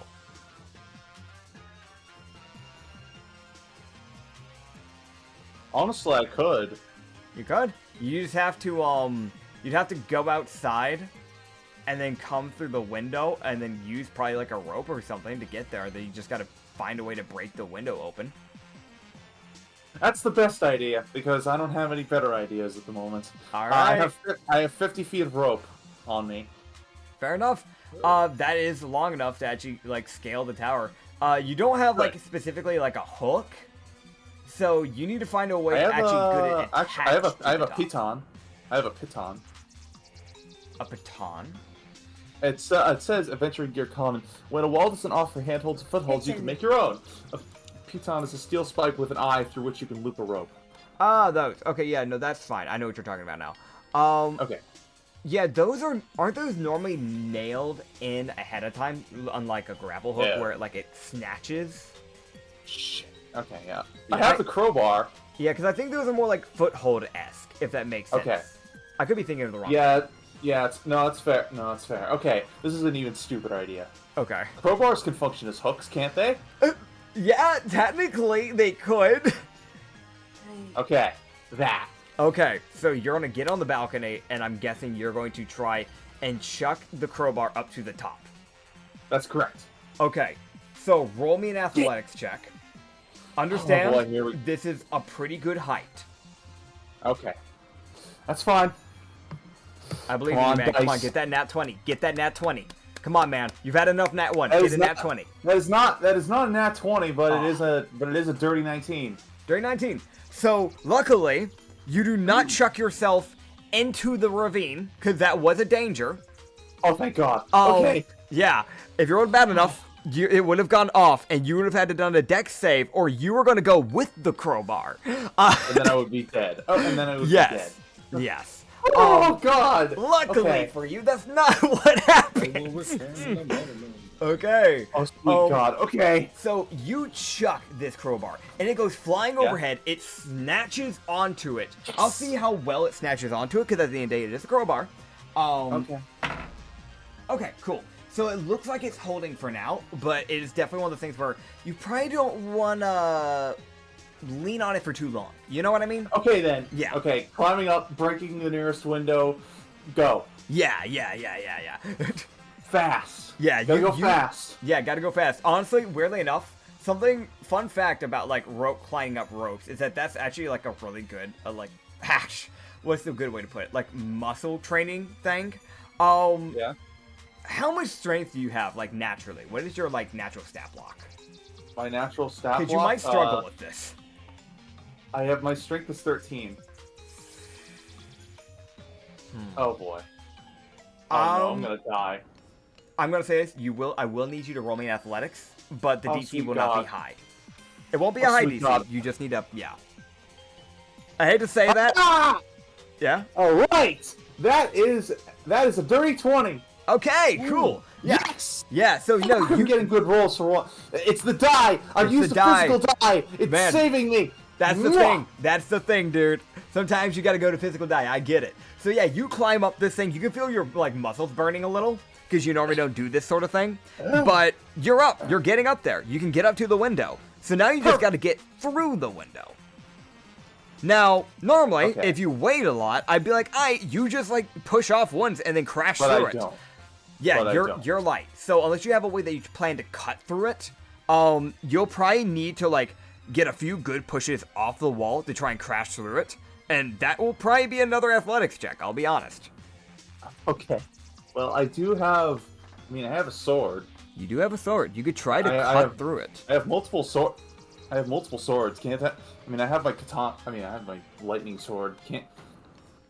You could probably use the lightning charge to use it to heat the like glass in a way, and then make the cut at the same time. Then I don't know actually like if that would properly work, but I as the DM are saying fuck you because my world runs differently than the IRL world anyway. So we're gonna say okay then. Let's see what you get. Okay, this is my only charge for this. So cool. So weirdly enough, I'm just gonna have you roll me to hit. All right. AC. Come on, you asshole. That's 15. 15. It's glass. You're fine. You cut open a circle and you like swing in, which is probably the best way to do it. I will see which way the glass falls out because if it hits the balcony, if anything, that might be a distraction for you. If it falls into the room, then you better be fast to lock those doors. Okay. Whew. That is so lucky. Oh! That is insanely lucky. Holy shit, what happened? I kid you not, by a 1 number difference. The glass will fall onto the balcony. Oh, good. Wait, what does that mean? So basically, the glass bit that you cut open, that circle, it could have fallen forward, it could have fallen backwards, unless you deliberately pushed it forward. Which I don't know, I wouldn't imagine you'd want to. I did not.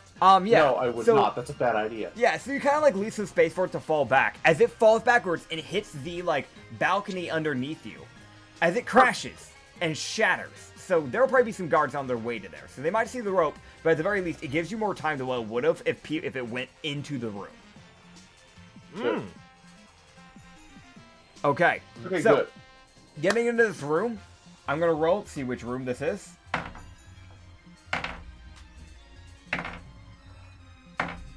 I haven't seen any big ticket items yet. So, you get through it, and you pass through the curtains. These red velvet carpets.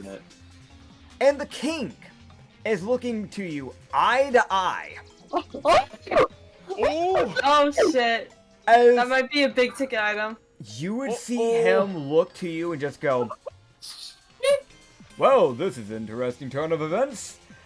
And you see right beside him on the wall is a golden greatsword as he grabs onto it. Oh my god. Oh no. And in the next turn, you will be rolling initiative against the king. I recommend running as fast as your legs can go. Okay, no, I'm fucking no. You think I'm gonna fight this guy? You got next initiative. You think I'm gonna fight this is an interesting turn of events. I'm bolting. Oh. I mean, you're a rogue. You have a decent chance of getting away, at least. Yeah. He's a barbarian. I'm running like hell. Dude, you better be I have like my hell. I have my fucking bunny hop. I can probably run faster than he does. That's fair. Maybe. Alright, so next up, by the way, is not Malus. As that next initiative that I said that was coming into play starts coming in. As that one. Eeny meeny, miny mo. That's him. Oh god, I'm so That's dead. him. Oh shit. Oh, okay, wait, hold on, we got ties. Okay, so that's them. What the fuck? Okay, cool. Right. So, I had to roll for who this person's going for, as you didn't know they entered the room. is you're dealing with the rogue of the group. As from behind you, Ublex, Oh god. Oh my swings god. the goblin that got sent last time by a Oh, certain you- Furbolg. You motherfucker. She's alive. Can I use my second She won't reaction? be for long. Second I'm pretty reaction? sure What- they were do you have a dead. second reaction? I have 3 uses for that engulf thing. For sure. So you get a new reaction after each turn.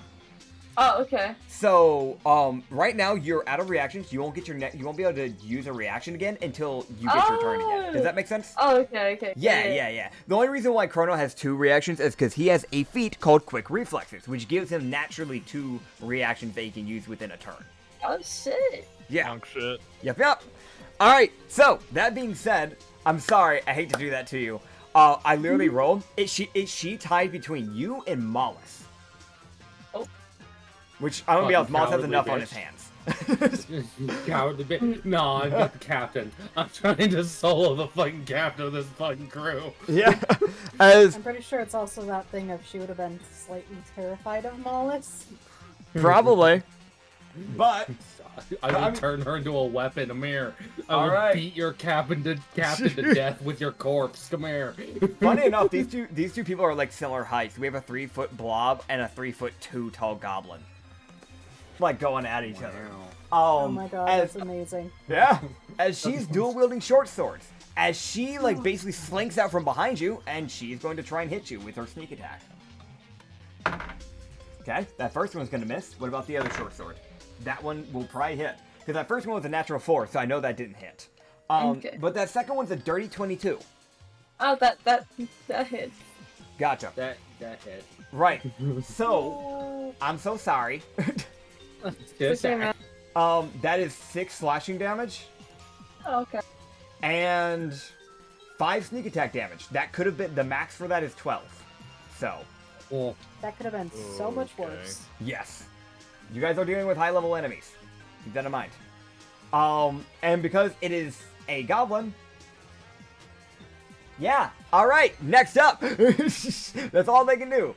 As next up is Mollis. Alright. So Mollis is going to flick back his hood of the hood of comfort. Mhm. So now all of his red eyes are out. Yeah. As he will with his taking his action for this, he's going to kind of flick his arms as he's going to activate the lightning charge from the cloak. The Yeah. thing he's wearing underneath his cloak, which they would not be able to see, because the cloak of comfort. So they don't actually know he's wearing anything that gives him lightning. Fair. So he might actually just see Mollis's teeth suddenly become slightly electrified. Great. As he just sees Mollis, just this smiling, electrified teeth, as he's going to take a flurry of blows and take 2 chomps at Halimar. All right. As yeah, fuck you, Amir. As Mollis is going to that is a, I would not be surprised if this misses. I got a dirty 15. 30-15, that will miss. Yeah. And then does a dirty 20 hit? That will hit.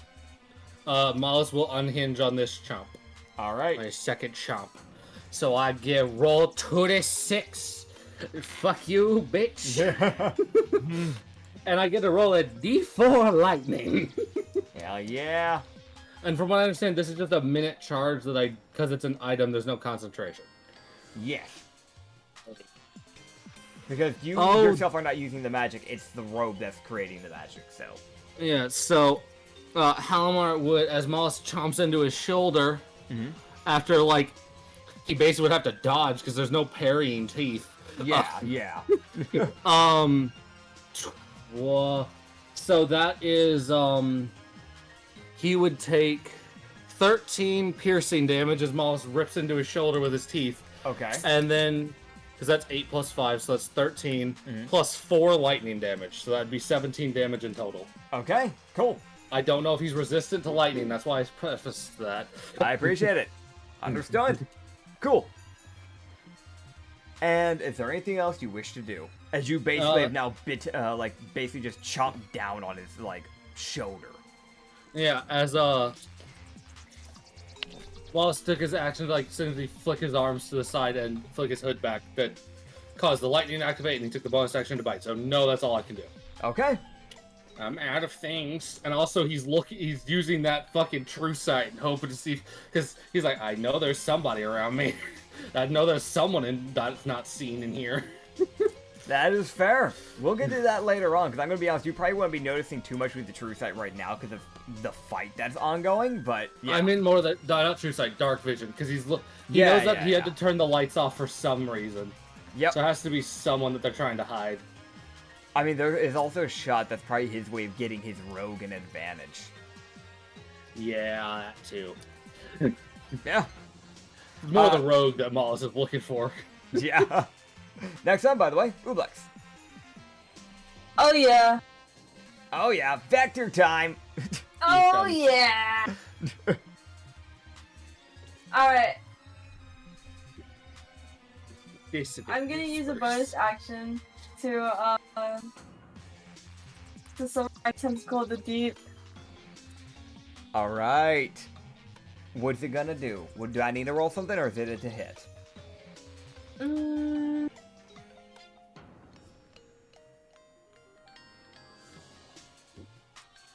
Nah, I have to roll the hit tease. It's gonna be like a tentacle right next to me that's gonna try to melee this guy right next to me. Alright. Alright, this is your summon thing that you had, right? Yeah. Gotcha. I really need to get a tentacle token. So you guys, because you guys now, there's multiple people that have something like this now. For now, we're gonna use this little sprite guy. Okay. Oh my god. Okay. See? Yeah. So this is the tentacle. So I'm from what you said, it's going to try to attack her. So just roll me the to hit, I guess. What is it to hit?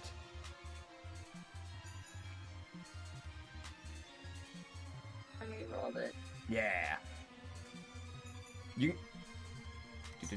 While you roll, I'm just gonna mention basically what happened is that you essentially just conjure up this tentacle, just completely created a slime. As it just begins to hover 5 feet tall over this thing. Let's go. Over her. This is 24. 24, that will hit, yes. Alright. So this is gonna be cold damage that reduces their reduces their speed by 10.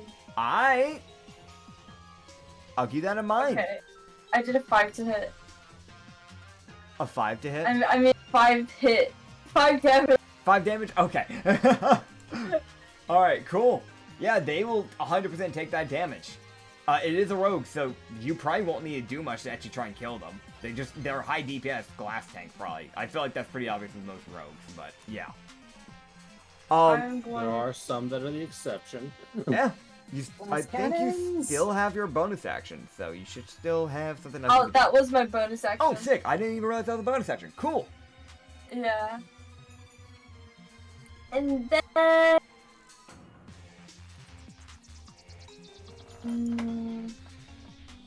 I'm gonna try to Eldritch Blast Captain in front of Malice. Okay. Go right ahead. Shit, I rolled the wrong thing. Hold on. Oh, yeah! I got a dirty 20. Alright, dirty 20. That's gonna hit. Let's go. Let's go. Oh, shit! 13 damage, baby! 13. Nice.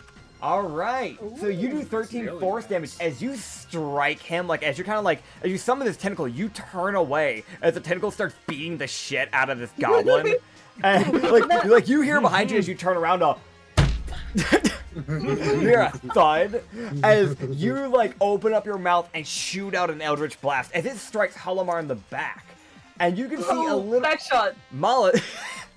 Yeah, back shot. Yay! Mollis, you can see Halamar have a little bit of blood come from his mouth as he's become bloodied. Oh, good. Yay! Okay. But you can also see a little smile. Yeah. As next up is Chrono. Okay, I'm gonna be completely honest with you, Nits. I just want to push this guy down the stairs. Okay.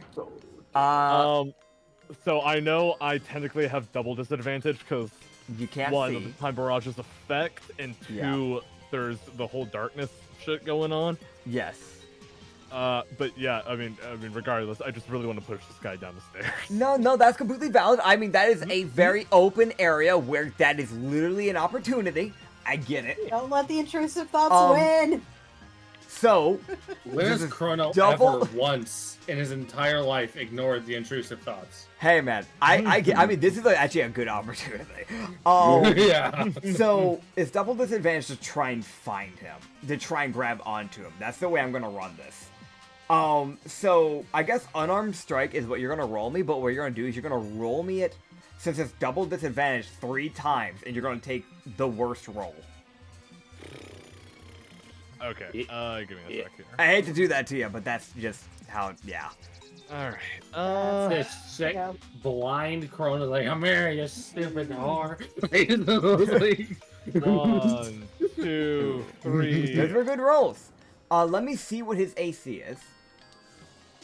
Gotcha. So, I want to mention, just full transparency here, you missed by 1. That 14, that 14. I still have my inspiration. I'm gonna be honest, I prefer for you guys to let me know when you're gonna use inspiration before you roll. Oh. yeah. That is normally how you use inspiration. But because fair. I'm gonna be honest, you guys, despite having been getting effort inspiration so many times and never using it, I'm gonna let it slide just this once. If my memory is correct, I think this inspiration came from the massage? If that's Yes, what you mean? it was limited. It was going to last until the party. Okay. So if you don't use it within this area, it will probably be gone eventually. Okay, and you want me to say I'm gonna use it before I roll? I would have preferred you had said you wanted to use it before you had rolled. That's how inspiration is supposed to be used. Okay, fair enough. Or at least before the result is set. I Yes. think is the other Okay, way. just wanted to make sure I understand. Got Yes. it.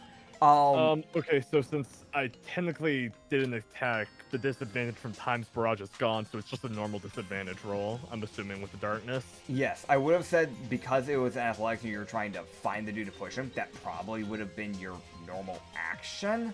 Because you were trying to grab someone and shove them down a flight of stairs. That's fine. That takes more than 6 seconds, I'll be honest. Where are you? Yeah, so you have your bonus action. Okay. You're still in the dark, so you still have that 1 disadvantage. I do recommend that you try to find a way to get yourself some light. I literally can't.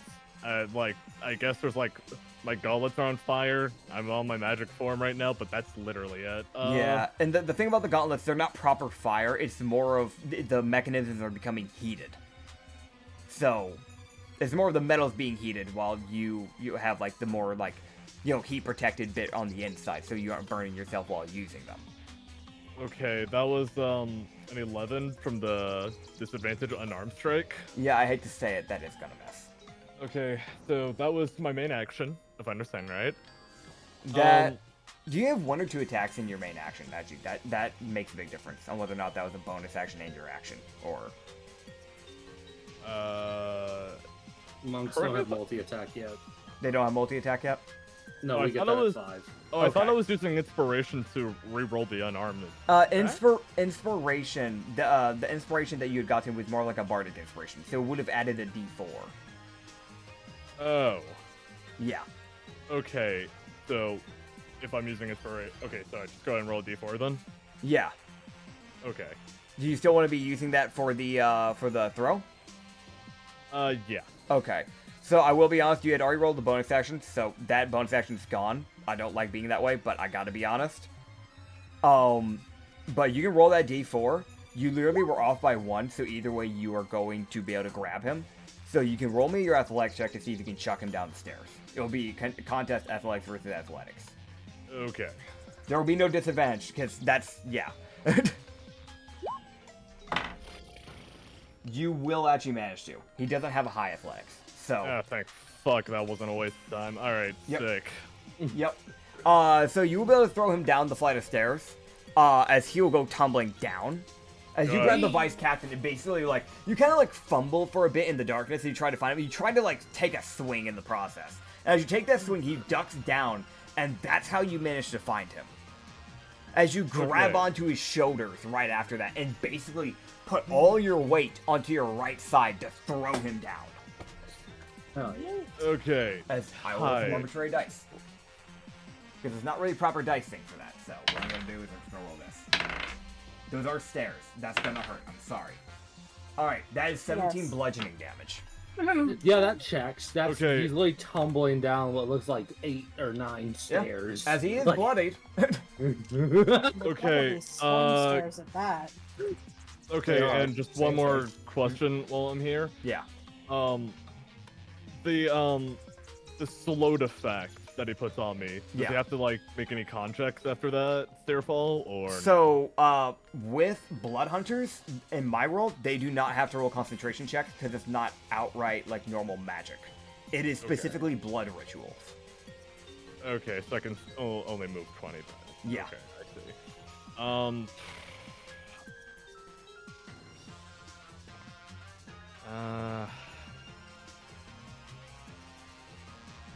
You can move one more square. I know. Yeah, there you go. Yeah, I'll just probably put Chrono there, just so he's just ready to get to like literally 3 of the 4 opponents if necessary. All right. While I might turn on that note. Cool. Yeah, so you injure Note just kind of like in the middle of everything. As next up is the Barbarian. As he's staring down Vrazelk, and he's going to take a swing. Can he see? He is a human, so he also will have disadvantage. This is correct. Trust me, I am keeping Yay. this into account. Alright. Either way, he was going to miss on that first attack, I'm going to be honest. Because he didn't roll well for the first one. So you see as, like, Vrazelk basically just kind of, like, moves back a step to get out of the way of the first swing. As he's kind of just swinging, like, blindly, essentially. Okay. As you see him bring his second swing, like, after that first swing, you see him bring it over his head, like, I'm gonna fucking get him this way. And you see him swing it over his head and try to bring it directly down on Vrazelk. As Vrazelk moves forward, seeing an opening as his guard has been brought down to try and do this swing, and swing his warhammer into his gut. Oh yeah. Hey, what? As he basically sidesteps the swing and just takes an open strike on him. As he rolled a nat 1 on his second attack. Yay. I'm going to roll the damage. That is 13 bludgeoning damage. Oh wait. Oh, you were asking me to say inspiration because you ran it as a D4. I'm Yeah. used to inspiration just being you re-rolled it. Baldur's Gate 3 player over. Okay, I get the confusion now. I was not aware of that. Yeah, it's Bardic Inspirations, and then there's the Advantaged Inspirations. Because it was a, like, massage inspiration, those more arbitrary ones normally just give you a D4. It's normally the things like Ublex's cooking, or, like, very specific inspirations that will allow you to get advantage. Normally the inspirations are just a D4. I was genuinely confused. I did not know there was a difference between the two. Yes, there are. Gotcha. I have explained this once or twice, but I understand with as many rules as I float around constantly, people are going to forget stuff. It's fine. It's very confusing sometimes. Yes. If you ever get confused, this goes for any players, fucking ask me. Because I can't help Better you to if ask I for don't know. clarification. Yeah. Gotcha. That's always why I stress communication, because if I don't know what's going on or I don't know what's confusing you, I can't help you. So, Okay. yeah. Gotcha. Yeah, as the Barbarian's turn doesn't go too well for him this round. He will do an unarmed strike as a bonus action. However, he's still in the dark. As, yeah, once again, he takes a blind swing and just misses Vrazelk. Bitch. Stupid As ass. his- Can't do shit. Yeah, as his turn's completely wasted, because the dark is in play. As it's Alamar's turn. Oh boy. And you'd hear him just go, politely get off me. Malus, upon that snap, Uh-huh. he would teleport you Yeah, fucking would. to the staircase. Figures. Yeah, fucking would. And he'll just go, well, it's been nice knowing you all, but it's time we have a finale. After all, what's a better way to end a party but with a little bang? And at that very moment, you see him clap his hands instead of snapping his fingers as he throws his sword up to do so. And point blank, in front of each and every one of you, is a cannon. Whoa! Oh. What the Fuck. fuck? You can teleport objects now? And they fire. Now, here's the thing. I'm gonna be real. Oh shit. The minimum damage for this is 45.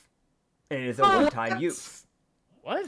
Oh my god. As all 4 of you will go down. What? And understand, you can feel your head racing and your heart beating.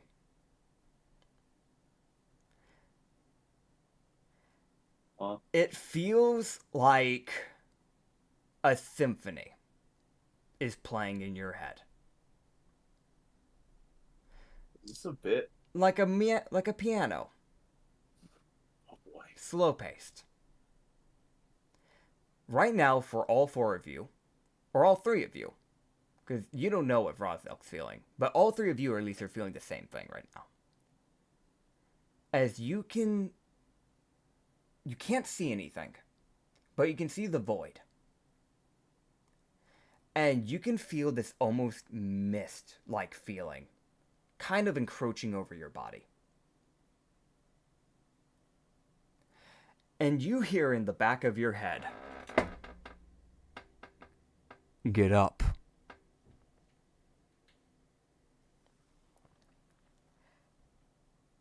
You feel revitalized What the hell? as your heart begins to pump.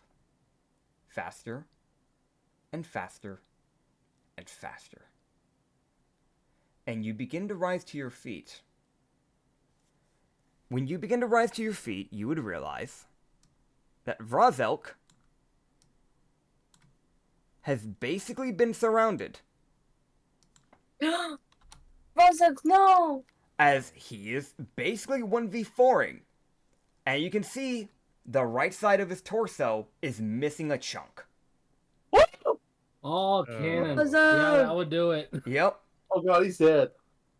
And that's not only where we're ending it off, but you level up. And you will gain all your health back. Level up? Wait, Oh, what? How the that's fuck our do you get your health is that our back? fucking lifeline he just procced No, on the 3 of us? Or is that just a random thing? this is a random thing. This is planned. Oh, you As thank you all for showing up for today's session. It's been a great time you stopping on by. Enjoy your time. Figure out what you want for that level up as the real fight, the actual boss fight, will begin.